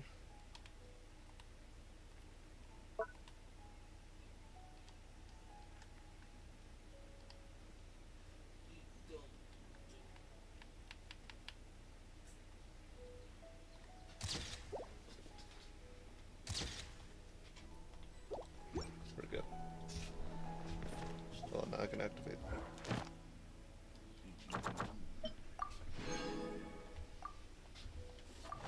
Can activate this now. I already unlocked it, but I just need to get the quest. Judgment Day. Period chapter. Go to the Quarter Fontaine. Right there, it looks like. Well, before I do that, there was like a Celia nearby. Probably get this, and then I do need to use the bathroom though, so I'll be right back.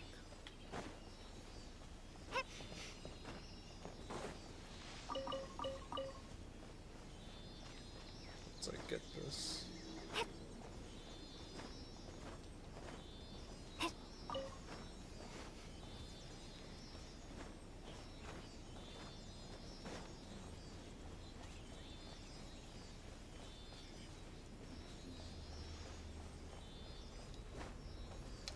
This one freaking withering zone that I get to complete. Is this an answer from this world? It is pretty good workaround how they fit that into the overall gameplay overworld and the story, where it's like, oh yeah, any remaining withering zones will still remain there until they're wiped, of course, because yeah, story stuff. But anyways, probably go. So I'll be right back.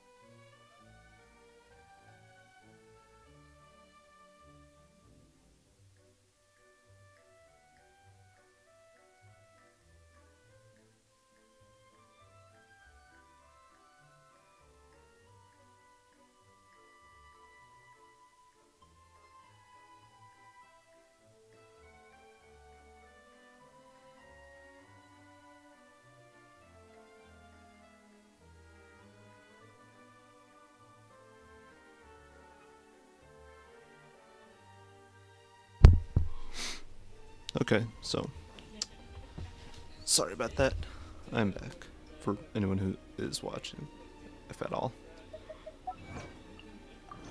But now I could go ahead and get to Clorin's Did thing. you also see Navia and Clorand over there? They look like they might have run into some kind of trouble. Let's go check out what's going on. Yeah, I see them. I believe they're both kind of buddies now, aren't they?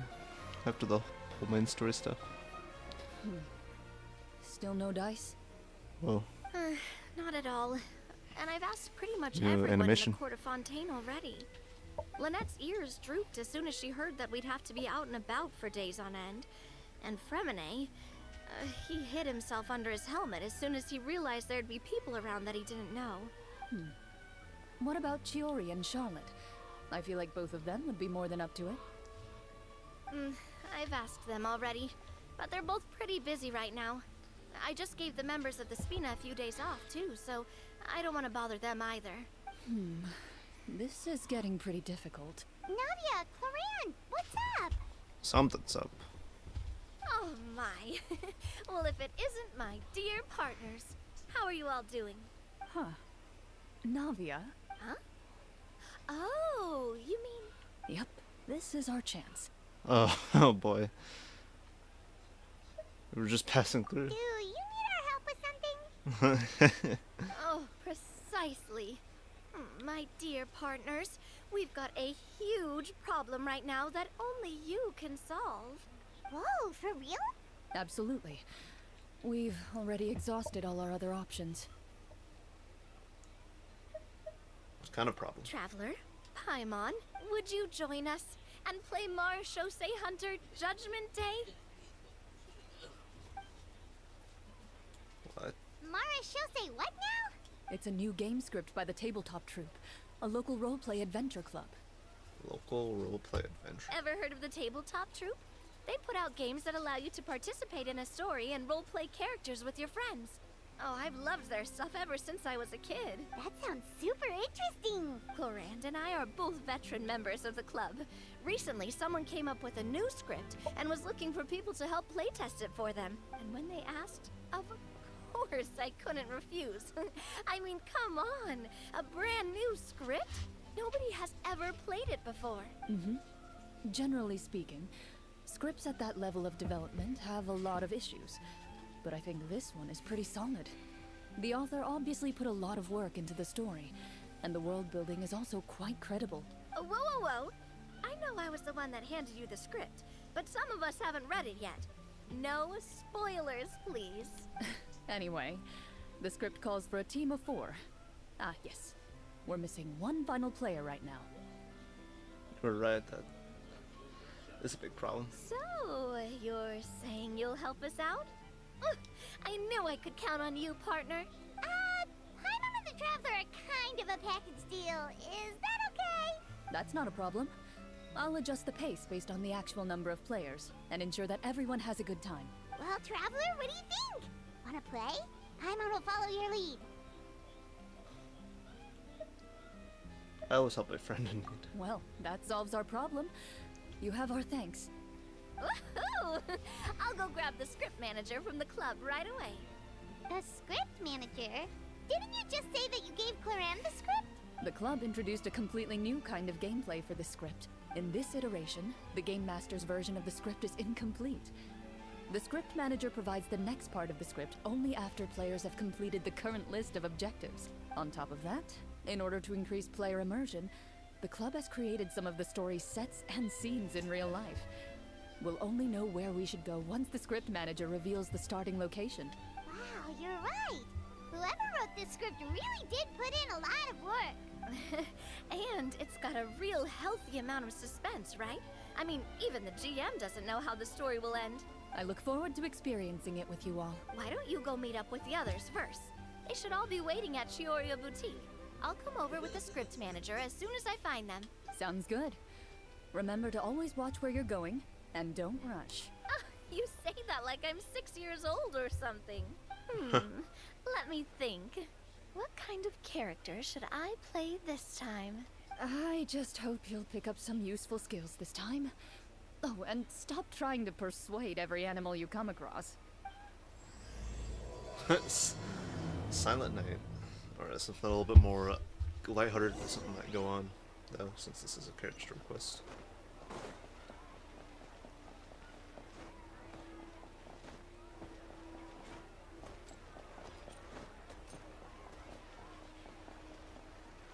Oh, what?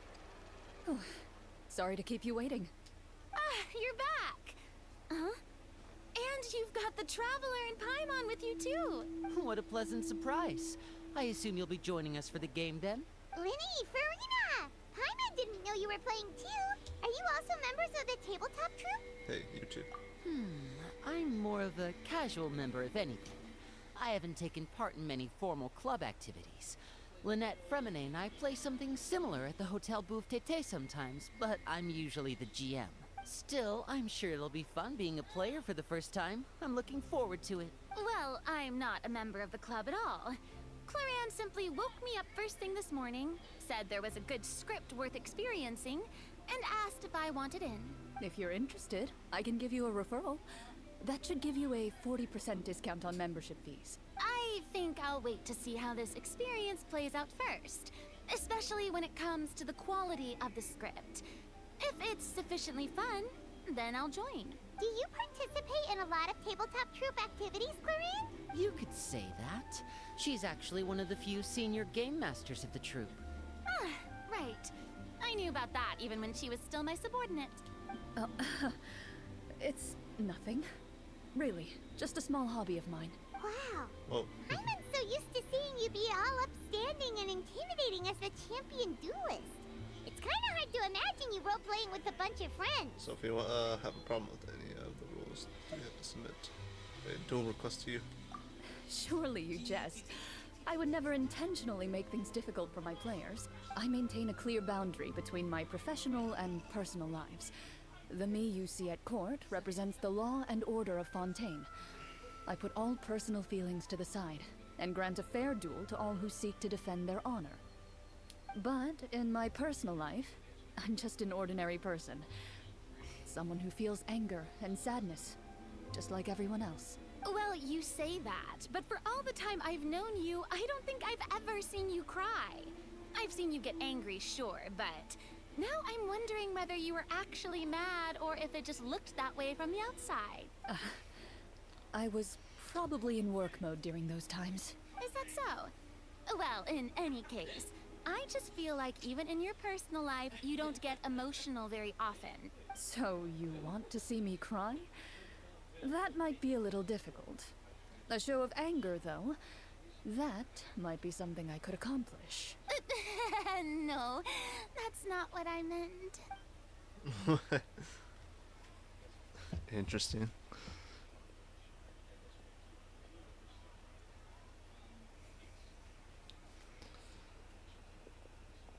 I'm back! Here, allow me to introduce you to the script manager, Mr. Florian. Whoa, it's all dripped out. Pleasure to meet you all. Hello. Wait, are you a champion duelist too, Mr. Florian? Oh, no. This is just the costume provided by the club. I occasionally play a few of the roles in my scripts. That sounds like a lot of work. It's nothing. It's the least we can do to give the players a more immersive experience. Anyway, allow me to give you a brief introduction of the script. This script was adapted from the real history of the Marechaussee Hunters. You all will play the role of hunters from a bygone era and resolve a series of events unfolding in the capital. Paimon's not super familiar with the history of the Marechaussee Hunters. Is that a problem? Oh, no problem at all. I can give you a brief rundown. So, basically, Marechaussee Hunters were people who dedicated themselves to hunting monsters and protecting the city by using a special swordsmanship technique passed down over generations. Their story can be traced back to the ancient Remurian dynasty, as well as the first hunter, Cassiodor. But I'll leave the finer details for you to seek out and discover later. Mm-hmm. And I'll provide additional commentary as the story progresses. In that case, brave hunters, are you ready to set out on an unknown adventure? Whoa, just one sentence and it's like we're in the story already. Aha, I see many a determined gaze before me. Very well, Head over to this location and begin your heroic journey. So, as we follow the story, it leads us to specific scenes? Ooh, sounds pretty innovative. What does the message in the envelope say? It's the exact location of the scene, as well as the formal permission to use the venue. Huh, seems like they have everything prepared. Please check all your belongings, everyone, and make sure you haven't forgotten anything. Once you're ready, please follow me to the designated location. Sounds good. Hunter Squad, move out! Hunter Squad. I do got the squad ready.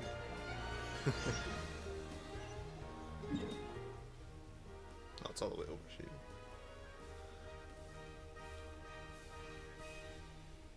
It's so weird to see that the resin regen cap is just now 200 rather than 160 that I've been used to for quite a while now, since like them bumping it up somewhere near the beginning when the game was a thing. Whoa.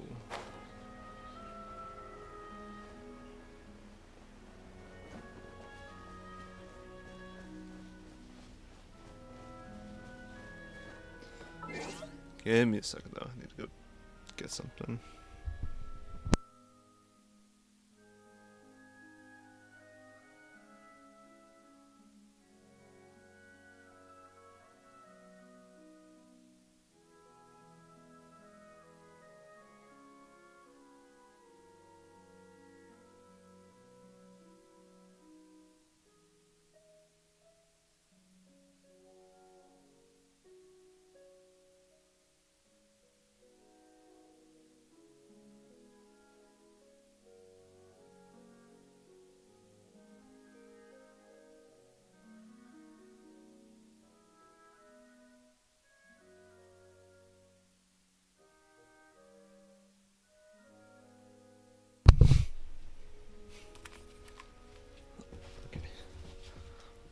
I'm back. Seems like there's enemies about. This is like also stuff over here that I haven't gotten yet. Since I haven't really done a whole incredible lot of the overworld stuff on this account. I've completed Mondstadt all the way.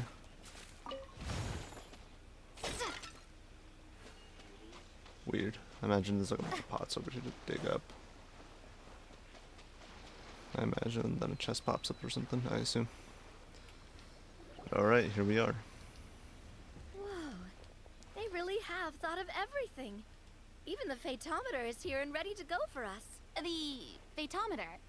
What's that? It's a card that's used to determine action success or failure. We'll need to use it when we try to use certain skills. And what about all the dessert and tea? Is that for us as well? That's what the message said. Oh, really? That's so nice. It feels just like a tea party with friends. Those snacks have Paimon's name written all over them. I think you might be more of a snack hunter than a Marashose hunter, Paimon. Snack hunter Paimon reported for duty. If there are delicious snacks to be found, Paimon will track down every last one. The desserts are great. But I'm still looking forward to the story more than anything. Very fair. Then, let us begin. Okay, how's this First, go? please pick up the blank character cards in front of you, and write down your name and profession. You can find an abbreviated version of the rules printed on the back of your character card. If you have any questions, feel free to ask me. In this story, everyone is a Marashose hunter. To reflect this, the club has prepared a small badge for everyone. Ooh, nice! As hunters, you have proficiency in swordsmanship and fighting by default, so there's no need to allocate any additional skill points to those areas. Swordsmanship? So there's a fighting part to all this? Paimon's not sure she can do all that on her own. Maybe Paimon can just stick with you? Why don't you share a character card then? The Traveler will be the Marashose hunter, and you can be her little floating assistant. Huh. Kinda like in real life. So, for the name, do I fill it out with the name of my character? Yep. It can be any name you like. You can use your real name too if you want. I do that whenever I get too lazy to think of a new name. Oh, so it would be like experiencing a different life, but still as yourself. That's not a bad idea.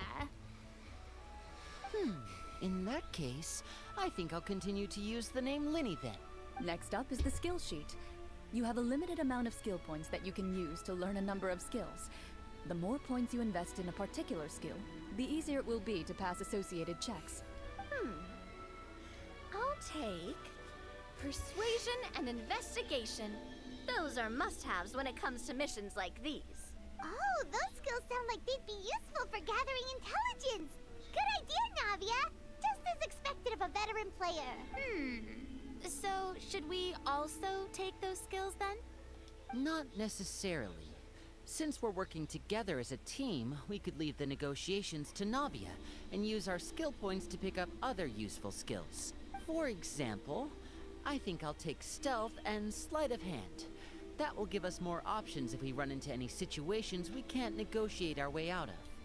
Oh, interesting. I wasn't thinking about it like that. I suppose it's not so different from an acting troupe. Everyone has their own role to play. Let me see. I'll take arts and performance. I'm not quite sure what use they'll be, but I'm not as knowledgeable about the other skills, and I am not too confident I'd be able to roleplay them well. Well, that leaves us. What do you want to learn, Traveler? Well, is it actually gonna matter? Cooking, medicine, insight.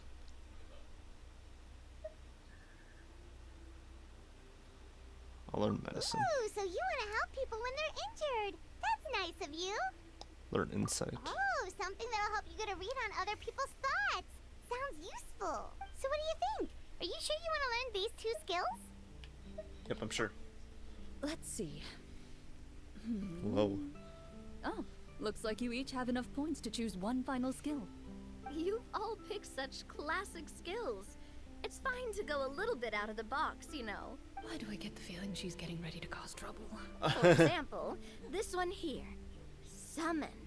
Doesn't it sound super mysterious and cool? Oh, I saw that one just now as well. The description says, this skill can be used under certain circumstances to summon characters or creatures that fit the script's world-building rules. The script's world-building rules, huh? But how are we supposed to know what a Marashose hunter can summon? Oh, that's not for us to worry about, my friend. Just learn the skills that interest you, and the GM will take care of the rest. Alright, you've convinced Paimon. Let's learn summon then. Paimon can't wait to see what kind of thing shows up. Well, now that everyone's more or less finished creating their characters, we can begin. Since two of our players are doing this for the first time, though, let me ask. Would you like to play on easy mode or authentic mode? What's the difference between the two? Well, in role-playing games, the story sometimes changes based on the decisions of the players and the results of the Fatometer. For example, if you fail a check, that means you cannot use the target skill in that scenario. A critical failure may even result in further negative consequences. If you choose to play in authentic mode, every time you elect to use a skill, you'll need to use the Fatometer to see whether you succeed or fail, and face any consequences that may follow. If you choose easy mode instead, every check will be successful by default, and you won't have to worry about luck playing a factor. Well, dude, it's like a mini game within a character story quest, and all that. It's like permanent in-game content too. So this could be interesting. The random checks triggered by the Fatometer often serve as indicators for Destiny's course or success or failure of an action. Press draw a card and get a random number between 1 to 20. If the number displayed is greater than or equal to the check difficulty, you will pass this check, otherwise you will fail it.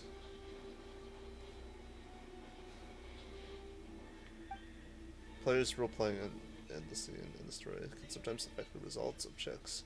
Your current check bonuses will be added to your randomly round number, making it easier to pass checks. In easy mode, all checks are considered successful by default. Given that I'd like to focus on the story, I suppose I should pick easy mode. I'd feel bad if I brought the team down by failing my checks. Huh? Oh, come on. Don't worry about that. RNG is the lifeblood of role-playing games. I'm going with authentic mode for sure. Never knowing what you might have to overcome. Ugh, doesn't that sound exciting? I'd rather be mentally prepared for what might happen. All right, then I'll mark down Farina for easy mode. All her checks will be successful by default. As usual, Navia and Linny will play on authentic mode. What about you, dear partner? How would you like to play? Authentic. Are you sure? We're gambler. Yes, I'm sure. Trust me, you'll see the beauty of RNG. Honestly, I don't think Clorand would make things too difficult for us, no matter what the Phaetometer says. Isn't that right, Clorand? No promises. No promises. That wasn't super reassuring. Well, anyway, enough talk. Let's get started. I want to experience at least a good chunk of the story today. Speaking of the story, why is the beginning scene on a beach? Well, that's because a long time ago, whoa, back when human civilization was still in its infancy, powerful demons and evil sorcerers ruled over the land. They created a host of monsters and sent them to slaughter all humans in existence. Soon, a group of human rebels banded together. With their swords raised, they swore to brave the darkness, and in doing so, subdue each and every monster that sought their destruction. They became known as the Marachose Hunters. It's kind of like Dungeons and Dragons in a way, tabletop kind of game. But it's like, what is happening? Is that the loading screen? Whoa. Sometime later, as a member of the Marachose Hunters, you receive a commission. Following the address provided on the message, you take a boat and arrive at this strange city. As you inhale, you can taste the slightly salty air of the docks as you begin to survey your surroundings. There aren't many people in the vicinity, but you do take note of a few others who, like you, seem to be sizing up this place. Your eyes meet, and you realize these people are fellow Marachose Hunters, likely led to this location after receiving the same commission as you. You're all Marachose Hunters too, right? Allow me to introduce myself. The name's Navia, monster hunter by trade, and helpful neighborhood businesswoman on the side. What say you to traveling together? We can help each other out on the road. Okay, count me in. Whoa, what the heck? My name is Linny. I've been wandering since I was little and picked up a few less than legal tricks along the way. I was adopted by a Marachose hunter and later chose to follow in his footsteps. Oh, welcome. Yeah, just doing the new content that came out. I already finished the one mission that was like the part of the main story, the Archon story. Involved Dainsleif and everything. And now I'm doing Clorin's character story quests is where I'm at right now. Another thing that's available to me right now to do, main story stuff wise, whatnot. Is this where you introduce your character to everyone? It sounds like they've done this dozens of times. My name is Farina, and I grew up in a noble family. I always had a strong interest in performance and the arts. Even though I'm a Marachose hunter, what I really want is to be a performing artiste. Dang. But yeah, this is just Clorin's character story quest that I'm in right now. That has a special twist on it, as you could see, gameplay wise, more so than any other character story quest I've played so far and that you've probably seen so far. Hey, that's really cool. You can do it, Farina. That's exactly how it's done. Oh, I mean, yeah, she's good at acting, so. Paimon is Paimon, a good friend and companion to this Marashose Hunter right here. I've been studying medicine Whoa. ever since I was a child. I want to do my part to eradicate these monsters and use what I've learned to heal others. And yeah, apparently your choice can matter here. It makes things play out differently, I assume. Depending, because you could like set up your character in this little story thing. Oh, welcome, welcome. When we face the monsters, I'll make sure to charge in front to give everyone some cover. You can take care of the healing at the back. You open your envelopes at the same time. The message reads, "To the honorable and trustworthy Marashose hunters, our kingdom is currently facing a grave crisis. The lands outside the capital have been overtaken by monsters, and our people are being led astray by forces of wickedness. We beseech you, please help us resolve this crisis and return peace and stability to our home." Huh. The layout of this city looks super familiar. It kinda reminds Paimon of Mondstadt! The scriptwriter must have used a real-world city as a reference when coming up with the map. As experienced hunters, the layout of the city reminds you of places once traveled. You recall the sight of tree-lined streets and the gentle tranquility of days gone by. Yet, as you regard the city in front of you, it appears to be little more than an empty shell. Its hollow gates are open to you, beckoning you to come forth and bring salvation back to the town. I carefully read every line of the letter and turn my attention to the signatures at the bottom. Who issued this commission to us? You see a long string of unfamiliar names. It would seem that many of the residents of the city issued this commission together. They sensed that things were not right within the kingdom and sent a distress signal to the outside world. In that case, why don't we take a walk around the city and see if we can learn anything from the local residents? Oh, good idea. We might be able to get some leads on the monsters and bad guys we're after. Door resurrection You look activated. up and see a tavern nearby. It appears to be open for the day. Why don't we go check out that tavern? If the novels I've read are anything to go by, taverns are usually full of information. Her little like illustrated get-up of the character she's playing as. Well, actually, you're just seeing like the beginning of this pretty much and how it's starting to play out. What you did miss out on those the main story quest of the Archon story I just did involving Dainsleif and Sumeru and stuff regarding the Illuma fate and some sad stuff happening, like always, as of recent, anyways. Which I don't mind it. I like it.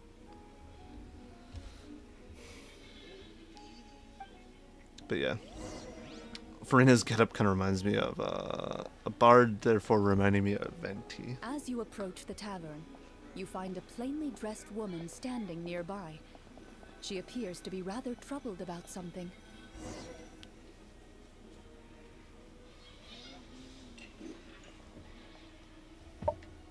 Greetings, friend. Lovely weather we're having today, don't you think? Oh, hello. I suppose you're right. The weather today is quite lovely. If only those monsters out there would stop causing trouble. It seems like every character included in the script has a certain amount of useful information to offer. If we keep asking questions, we might be able to get some good leads. Oh, come now, don't be sad. Life is all about optimism. Oh, that reminds me.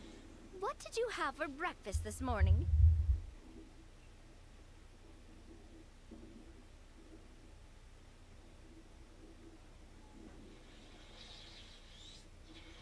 Yeah.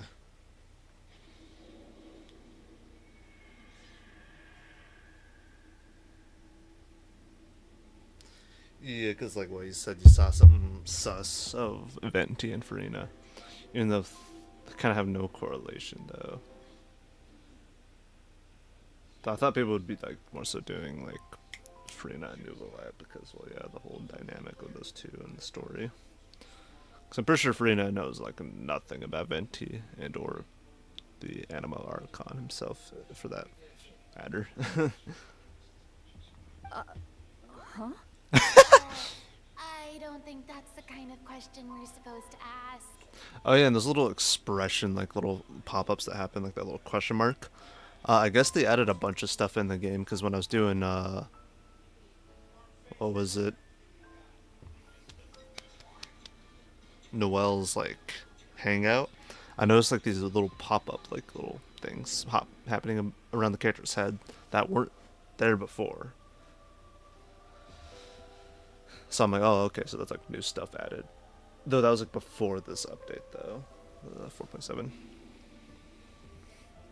Nothing turns a frown upside down like good food.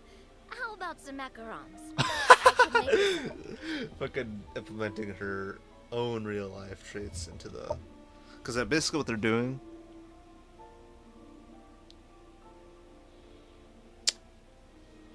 What was it? What do you call this? It's like they're role-playing the characters in real time, going to actual places, in the form of kind of like they're playing like a tabletop game, like Dungeons and Dragons kind of type of deal. It's kind of what they're doing, but in real life. So, what's it called? Kind of like LARPing, I guess, but not, but also is. That's basically what this is about. You didn't even take cooking as one of your skill proficiencies. That's not necessary, miss. Excuse me for saying this, but you don't really look like a chef. Besides, I'm not really a fan of sweets.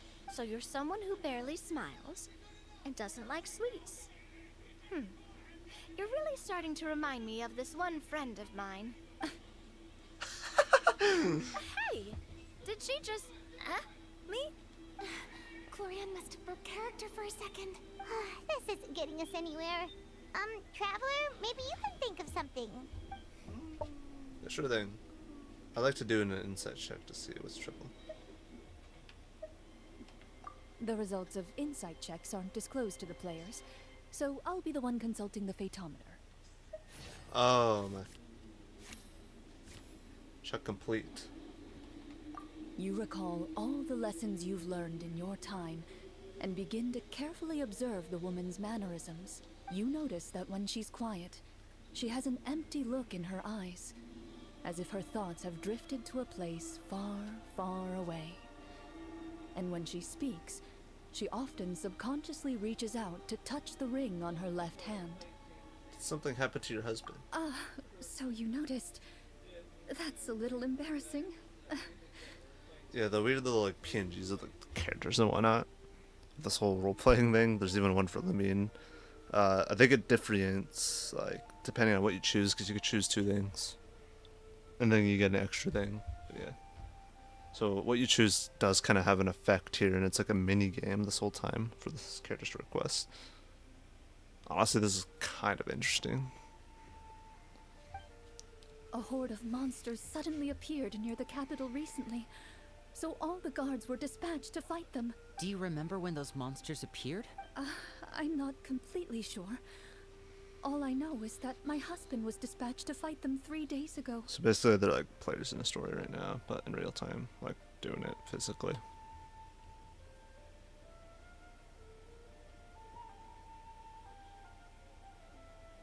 I probably botched that word, but basically your choices matter in this, depending on what you choose. And you could pick like 2 skills or whatever for this whole section to use throughout. And then you have to do a little mini game like I just did there to see if my skill will land a success. You know, gambling on luck here, like always with Genshin.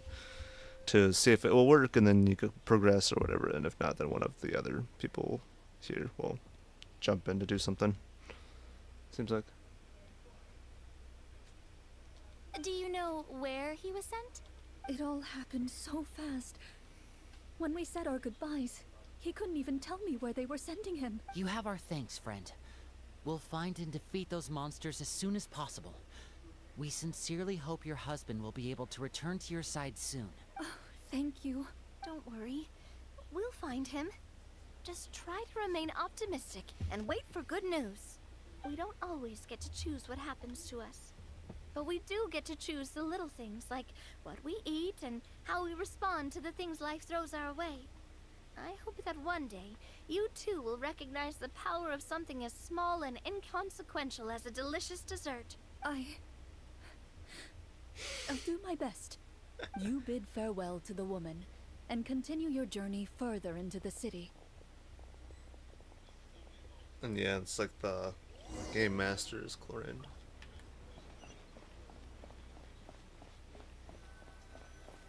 As you venture further into the city, the streets appear largely empty.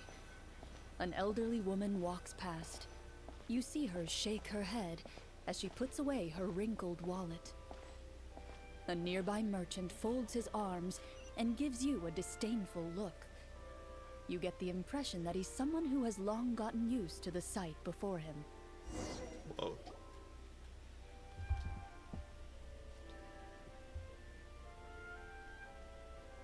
Although he doesn't seem very friendly, merchants are He's usually a that- good yeah. source of information, right? As you can see, I gotta go back to fucking English and speech class. Clearly. Because I keep fucking botching stuff. I was like, man, I'm not entirely successful at English, the language I'm native to, so what?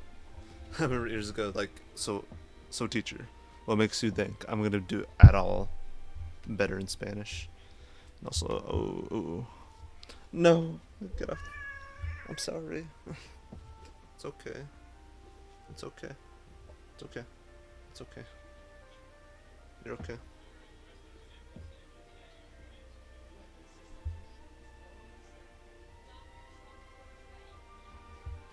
Thought I was doing it on purpose.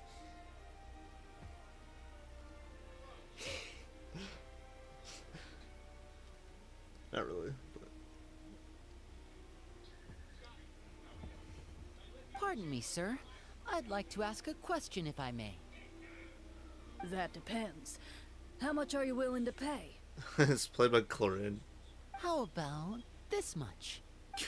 What do you take me for? Some lowly beggar? You can't even buy half an onion with that amount. Surely an onion can't be that expensive, right? What do you know? War's nearly upon us. Everything costs several times what it did before. If you're not gonna buy anything, then scram. Whoa, what a nasty guy. Maybe we shouldn't even bother talking to him. Careful. But he still might have information we need. Traveler, can you think of something?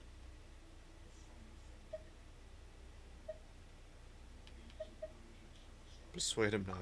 Sir, we came to this city to solve the very problem you seem to be referring to. The war you mentioned, would it happen to be against the monsters outside the city? If you happen to be well informed and know a thing or two about what's going on, we'd appreciate it if you could share that information with us. After all, the sooner this problem gets resolved, the easier it will be for you to do your business. Oh no. Oh! Okay. Chuck success. I know with Rena's it's an Well, absolute things are guarantee. basically as you said, young lady. Those monsters are camped outside the city, and they've been destroying all our trade routes. We have limited reserves within the city, so if this continues, we're all gonna be in big trouble. Wait, you're saying no one has put a plan in place to distribute supplies or maintain order? We could all starve, and those nobles in the palace wouldn't even break a sweat.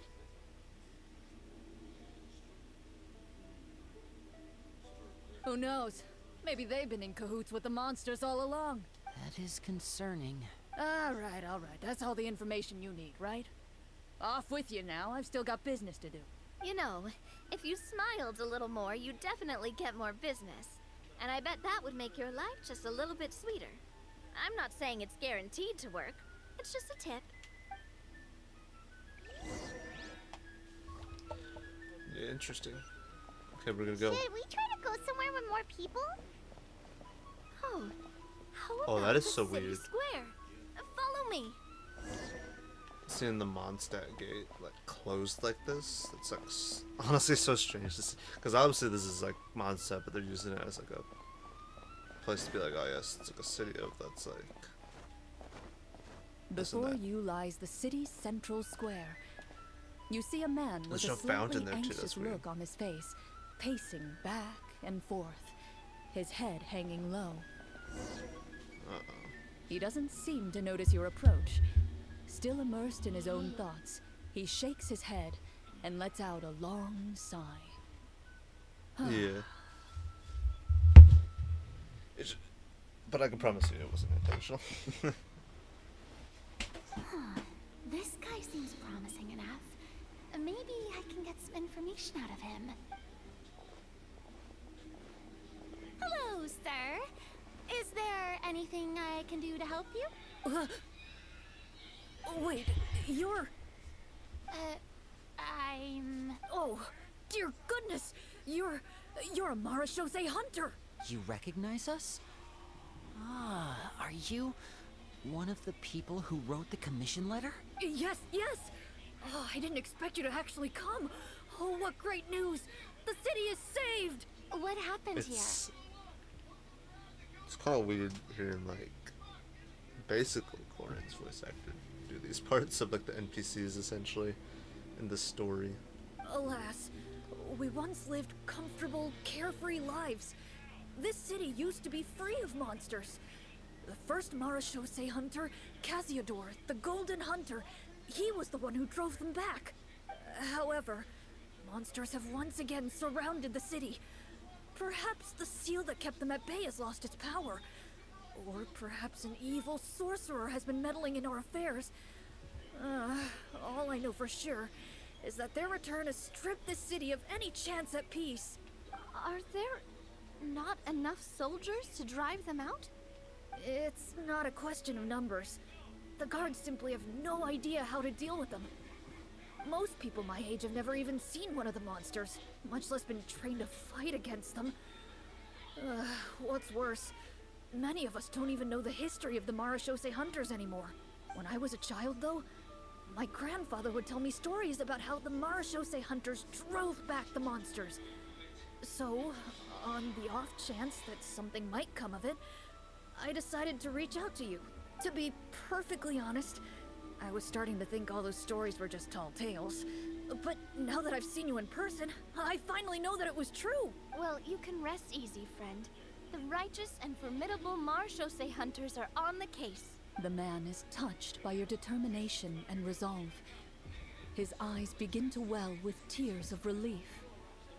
Still, if we are going to hunt the monsters, we need to know where to find them. Can you give us any leads? All I know is that the area outside the city is dangerous. I'm afraid I can't point you toward a specific location. Oh, although, if you leave the capital through the main gate and follow the road, you should run into a group of guards. They might know more about where to find the monsters. I see. We'll go look for them then. All right. Be careful. Oh, and one last thing. The monsters outside the city are just part of the problem. There are evil sorcerers inside the city as well. So be on your guard. They're actively working with the monsters and have corrupted the court ministers with malicious magic. They're the reason why, even inside the city, everything has been a giant mess. Even one of our kindest ministers has turned into a boorish and unreasonable figure, interested in nothing but enacting laws that exploit the people. Who knows how much longer we'll be able to go on like this. Talk about being stuck between a rock and a hard place. I feel bad for him. Maybe we should try to cheer him up? Frina, I could cook something. Well, I don't have that as one of my skills, so Frina could sing him a song. Like, now? Is this really the right time? I appreciate your kindness, but for now, it's more important to focus on the crisis at hand. Brave hunters, I leave the future of this kingdom to you.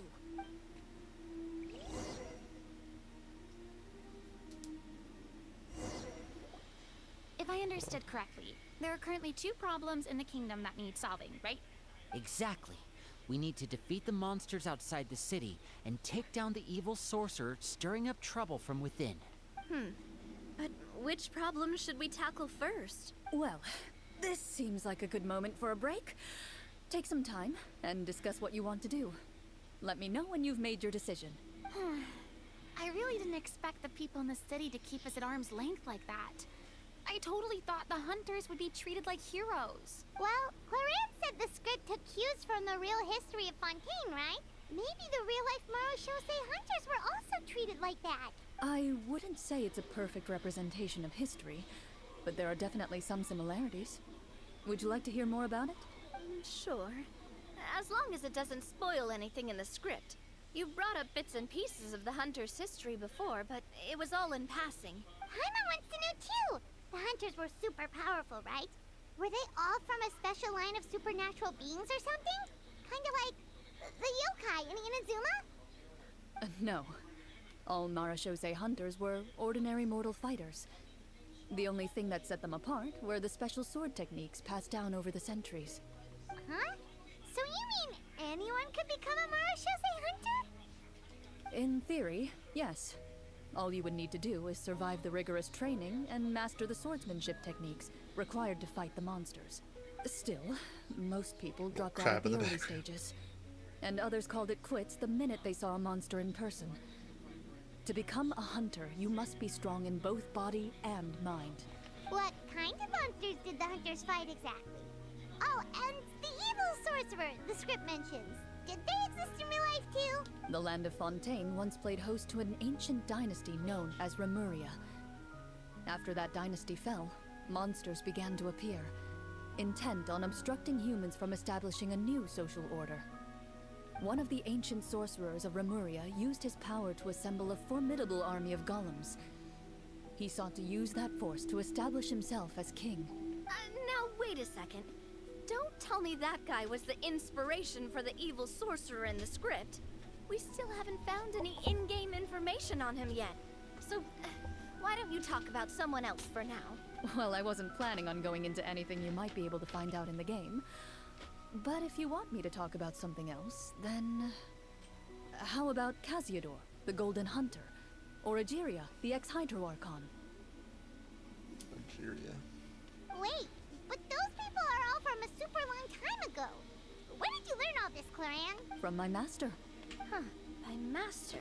You mean Miss Petronia? Oh, is someone you know? Absolutely. Miss Petronia and my father were good friends. Back in the day, she would often bring Clorand over to play, but then... let's not get off topic. Anyway, back to what I was saying. Ooh. Interesting stuff.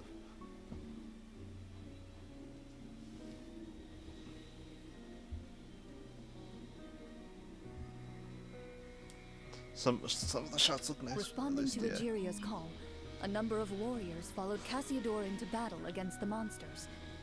This group of warriors, under Casiodor's leadership, became known as the Marashosei Hunters. Yet, as Fontaine entered an era of peace, their work gradually became obsolete.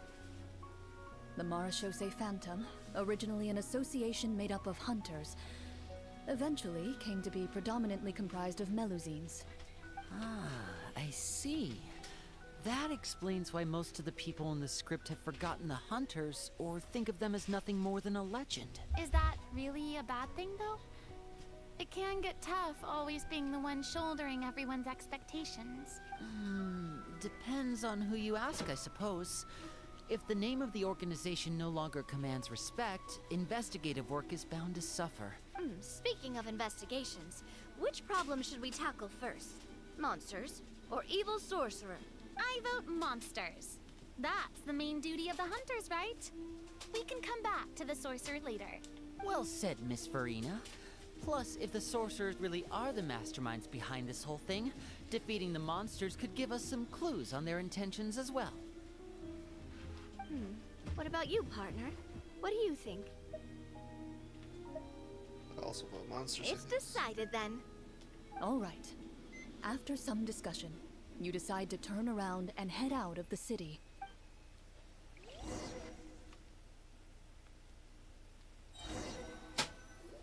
Whoa.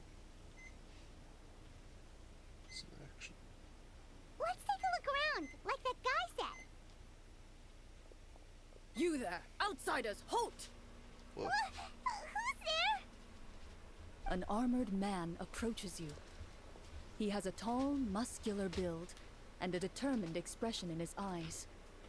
Just one look, and you can tell he's fought in his fair share of battles. Although he's trying his best to conceal his current state, his uneven gait and the sweat dripping down his forehead make it obvious that he's been wounded and is in serious pain. I'm the captain of the guard.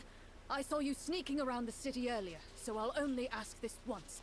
State your purpose, or it's off to the dungeons for the lot of you.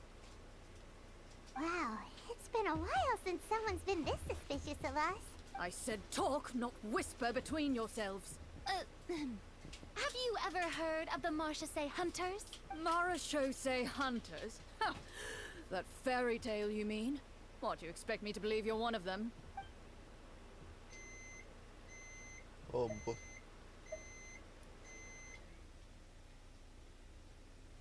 Let's see.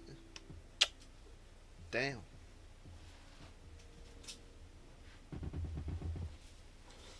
I'd like to do a medicine check to see if I can help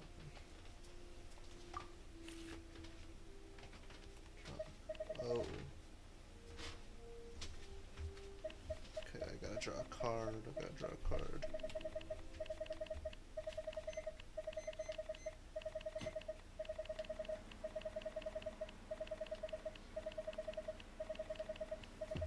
Okay.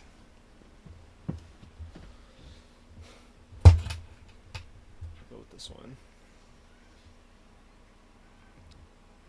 I'm gonna flip a coin. I'll see if it goes heads or tails. Alright. Did I just know? What the heck? Tails, I guess I'm picking this. Let's go. Alright. It worked. What? A critical success? Your luck is through the roof today. Whoa. As you begin to survey the man's condition, you're immediately able to see past the crude dressing on his leg and assess the inside of his wound. You've seen many such injuries before. If not properly treated, the man will likely fall victim to serious illness for the rest of his life. Seeing your serious expression, the man's brow begins to furrow. I'm a doctor by trade. Please let me redress your wound. You don't have to suffer like this. You apply a poultice of specialized medicine to the gash and carefully redress the wound.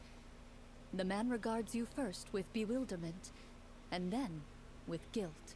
Thank you, friend. I'm sorry for misjudging you earlier. Please, accept my apology. Yeah, that's basically what this is. Don't worry about it. Character That quest. misunderstanding is all in the past now. So do you know where we can find the monsters? We're here to defeat them. He informs you of the locations of the monsters, and a glimmer of hope returns to his eyes. Those monsters aren't easy to deal with. Our soldiers are too young to be of much help, and now I'm out of commission as well. But if the legendary Marechaussee Hunters are prepared to lend us their strength, then perhaps there's still a chance to turn the tides after all. Just take it easy and leave the monsters to us. Fighting them is what we do. I'll place my trust in you then. You have my gratitude. I just hope all the guards will be able to come back to their families alive. I wish you the best of luck. Based on what the captain said, the monsters should be right up ahead. Let's go. Hopefully we're not too late. Whoa. As you approach the battlefield, you see numerous people lying by the side of the road. They appear to be dressed like guards. Their faces are filled with desperation and terror. Some are screaming and cursing in vain, as if still trying to banish the monstrosities they saw from their minds.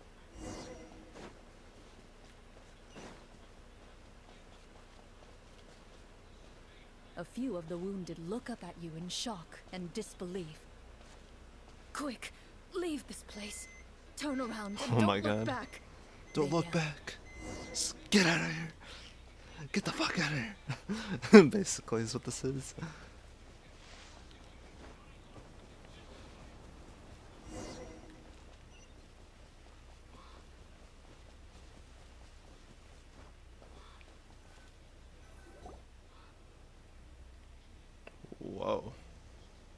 Interesting.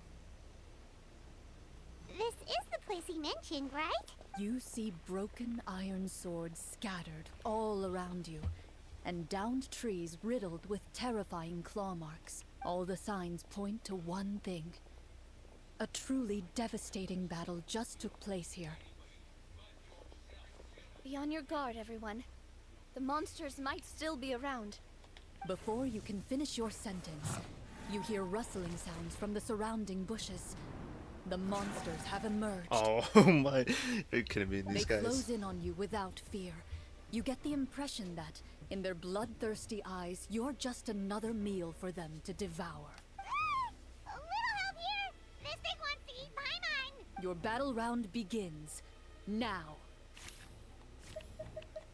Oh my, okay, here. I'm thinking this card. Let me flip the coin. Heads, I'll choose it. Oh, saw tails, so I won't be doing that. Okay, what about this one? Okay, here, let me try that one more time. Make sure I actually catch the coin.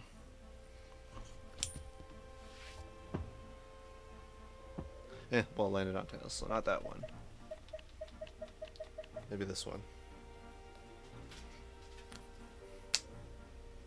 Heads, I'm choosing this one. Good, okay. Has to be higher than that number at the top there. It's a 13 that I rolled. What I had to get was an 8. Combat power increased. Oh. Rumble apart! Using trial characters, huh? Starfall! Shower me with praise! Time to shine!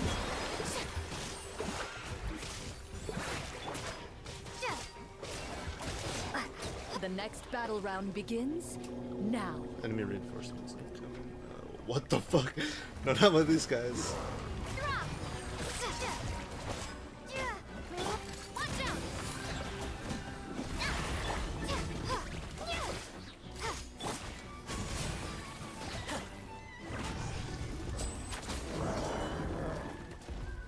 The monsters let out a terrifying roar of anger and resentment before dissipating into thin air. So basically I'll hover over a card and be like, okay, should I choose this, and choose what to go for on a coin. If I don't get it, then choose a different card until I eventually get it. That's basically what I'm doing. So far it's been working out. It's over. We're lucky the Marashose Hunter class came with all those preset skill points. Otherwise, we would have been in some real trouble. I never knew the Fatometer even determines the amount of damage you inflict. If you get unlucky, isn't it just game over right then and there? That's part of the fun. The uncertainty of fate is what gives these games their appeal. Just as you begin to celebrate your victory, a suspicious lump on the ground catches your attention. What in the world? A suspicious lump. Wait, could it be the thing that appears after every battle? I walk up to it, crouch down, and begin to carefully examine it. I've still got my right glove on, so it should be fine for me to touch it, right? As you investigate the mound, you discover that the exposed portion appears to be made of wood. It was previously obscured by the large form of the monsters. With the monsters gone, the small protrusion now awaits your discovery, poking out of the ground like a shy flower bud. Whoa, it's a treasure chest! Stick it up. Smug. I'm not trying to be.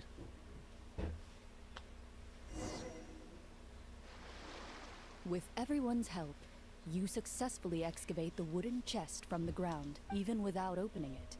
You can tell from the mora and jewels scattered around the chest that it must contain quite the fortune. Makes sense. We worked hard for this. Let's open it and we can share what's inside. I can understand your excitement, Paimon, but think about it. Doesn't it seem like there are people out there who need this treasure more than us? Yeah. Think about all the people suffering in the capital. Or all those guards who got hurt fighting the monsters. Wouldn't it be better if we gave the treasure to them? Wait, is that how it works? Paimon thought since we were the ones to dig it up, we could just take it for ourselves. it this way. Any decision you make during a role-playing game can impact the future course of the story. But would the people really believe us? It's hard enough for us to prove we're Marchese hunters. What if they think we procured the treasure illegally? They might get even more suspicious of us. That's definitely something we should consider. Maybe we can come up with an explanation in advance. Well, if donating it could cause that much trouble, why don't we use it to buy some gear and fill up on good food? Then we'll be ready to fight even more bad guys.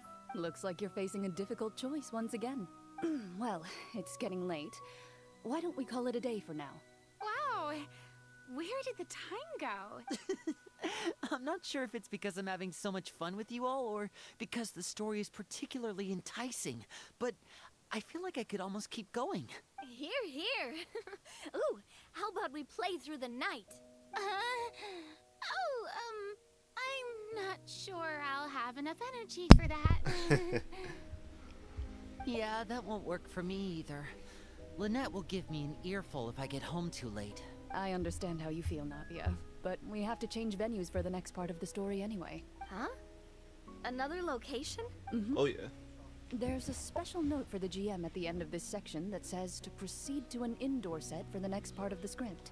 Whoa, they really pulled out all the stops for this new script. Well, even if we end the game for the day, we can still stay a little longer and hear Cloran finish her story, right? Paimon wants to hear more about the history of the hunters. Something tells me you just want to finish the free desserts before we break for the day. That's just a coincidence, okay? Besides, to Paimon, not finishing free food feels even worse than having to buy her own. And anyway, Paimon really does want to hear more about Cloran's master. Well, The story doesn't have a happy ending. It's okay to not to finish it. It's nothing. I appreciate the concern, but it's all in the past. It won't do any harm to share these things now.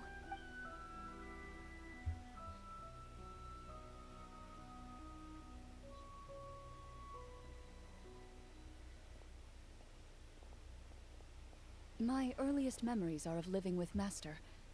According to her, she saved me from certain people of ill repute. My birth parents had left me behind some time before that. what a heavy beginning for a life story. Master was a fascinating individual. If inexperienced in the ways of raising children, my first ever toy was a short sword. Although I suppose it wasn't so much a toy as something Master removed from her waist and handed to a noisy child in need of distraction. Oh wait, so she handed an actual sword to a child? Isn't that dangerous? Did you hurt yourself? Of course I did. I cut my palm and bled quite a lot. But Master was not concerned. She just stood there and casually lectured me about it. See? That's what you get for not holding the sword properly, she told me. She then crouched down next to me and said, "Give me your hand. I'll teach you to bandage this wound. After that, it's time to learn how to truly hold a blade." Excuse me for asking this, Clorand, but how old were you exactly when all this happened? Probably around, 3, give or take. What the Okay, damn. 3? Isn't that when most kids are still struggling to hold a fork? As I said, Master was rather inexperienced in the ways of raising children. She believed trial and error was the best way to teach a child what they're capable of. I'm not so sure this is a question of experience. I didn't see anything wrong with her ways at the time. And anyway, children don't get to choose how they're raised. Oh, she did bring me back a pet from Liyue once. It was a Geovishap hatchling. What the A Geovishap hatchling? For a pet? That seems even more dangerous. Holy dude. What she said was this: make sure to get along, you two. If you really can't agree on something, just settle it with a fight. Whoever loses is the real pet. And how old were you when this happened? 5. Oh. Well, did you win?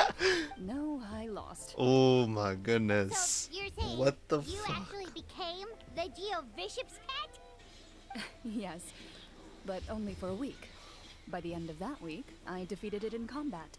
and we've shared a cordial relationship ever since. That really doesn't sound like the kind of childhood someone should have. Later on, I gradually understood that Master most likely didn't know any other way to raise a child. She was a marechaussee hunter, but I never heard her bring up her own parents. Thanks to her, I learned how to navigate the forest by the age of 6, and could hunt monsters in the wild by myself the year after that. Even though the training she subjected me to was strict, she always made sure to take me traveling when she had the time. We met many of her friends during those days. That was also how I met Mr. Callis and his family. I still remember the first time we met. You were too scared to join our picnic and hid behind Ms. Petronia the whole time. I still hadn't really met many children my age at that time, so I didn't know how to interact with others. After that, though, you started coming over a lot. You loved challenging people to shooting competitions, remember? I don't think many members of the Spina ever beat you in one of those. I had a lot of fun during those days. I enjoyed them too. Oh, do you remember that one time we went exploring around the Spina together? We overheard Papa call your master Fontaine's Protector of Justice. We tried to pretend like we never heard anything, but you nearly let it slip that one time. Protector of Justice? Oh, wait, you mean that vigilante hero from 20 years ago? The one who was always active at night? Yep, that would be her.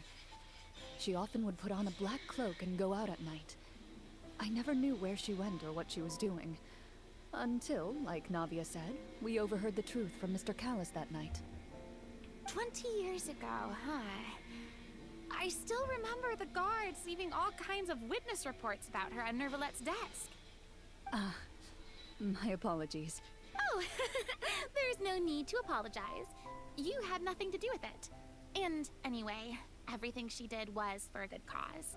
Although, calling herself the Protector of Order was a bit much. Especially when she deliberately operated outside the law. So basically, another D-Luke. Huh? When did the Protector of Justice become the Protector of Order? Oh, she had a bunch of code names. I heard she would just come up with a name on the spot whenever she was asked. Later on, she probably got sick of answering those questions and decided to stick to just 2. The Protector of Justice and the Protector of Order. That sounds like her, all right. I bet she forgot which of the 2 she'd use by the time she got back each night. Well, she certainly sounds like a fascinating individual. With her strong sense of justice, it's no surprise her student followed in her footsteps. It's true. I always wanted to become like her. Someone powerful, independent, and with a strong sense of conviction. But... She suddenly disappeared the night I turned 10 years old. Disappeared? What happened? I have no idea. She didn't even leave a note. I was never able to find out where she went. That night, I was celebrating my birthday at Navia's house. But Master never came to pick me up. When I returned home on my own, it was to an empty house. When she still didn't appear after a few days, I went to Mr. Callis's house to ask about her whereabouts. But he only shook his head. Papa probably didn't know either. I know he sent a few people to investigate the matter in secret, but they never found any credible leads. Don't worry, I understand. To be perfectly honest, given Master's personality and way of doing things, it all made a lot of sense. If I had to guess, I'd say she probably used it as an opportunity to force me to become independent. Just like how, when a litter of kittens reaches a certain age, the mother willingly leaves them behind. Were you upset, Clorinde? I was at first, but not anymore. I don't believe Master would suddenly disappear for no reason. There must have been something she just had to do. Well, despite everything, you still managed to follow in her footsteps and become the greatest champion duelist in all of Fontaine. You're practically a living symbol of law and justice. I suspect my position would be far too by the books for her. Master always did whatever she pleased. But you're right. I suppose I do take after her in some ways. Who knew Clorand had such an interesting past? I never had the chance to ask her about it before. And I wonder if Clorand's master were the champion duelist back then, would that duel against Mr. Callus have gone differently? Oh, Probably. no. Judging by the atmosphere, Clorand and Navia are probably thinking something similar. The mood just got super awkward all of a sudden. Well, anyway. Would you look at the time? It's getting dark, so we should probably call it a day for real this time. If we keep talking like this, we really will be here all night. I had a great time today, Miss Clorand. Thank you for being our GM. Anytime. Game Master. The script was good, but I've got to say, your childhood stories were even better. Hey, you should tell us more about that fight against the Geo-Bishop sometime. Maybe your master was onto something. You could be right. What does she mean, onto something?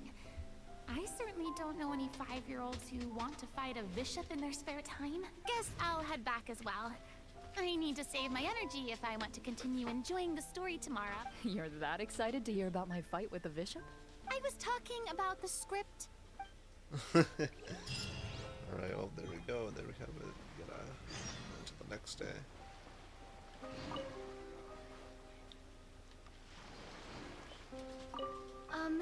Just between the two of us, could you tell me what it was like to be the Geo-Bishop's pet? It was nothing special, really. Geo-Bishops don't understand the concept of a pet. So, basically, it just headbutted me whenever I entered its territory. And that hurt? Yeah, it hurt. What, something you want to experience for yourself? Oh, I'm good. Thanks. Well, yeah, they're freaking aggressive and they go fast. Roll around like Sonic. Wait until the morning the next day.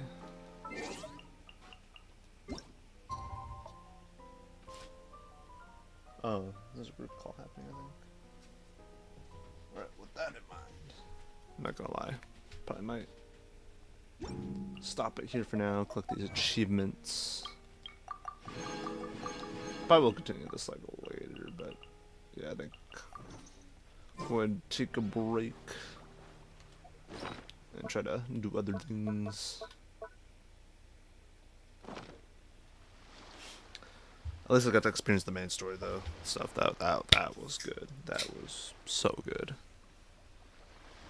And it just makes me wonder what's gonna happen next regarding the Abyss Order and the Loom of Fate, in regards to how apparently Aether, in my case, because I didn't choose him, is, I guess, possibly only have a limited amount of time to complete whatever it is they're doing before the Heavenly Principles wake up.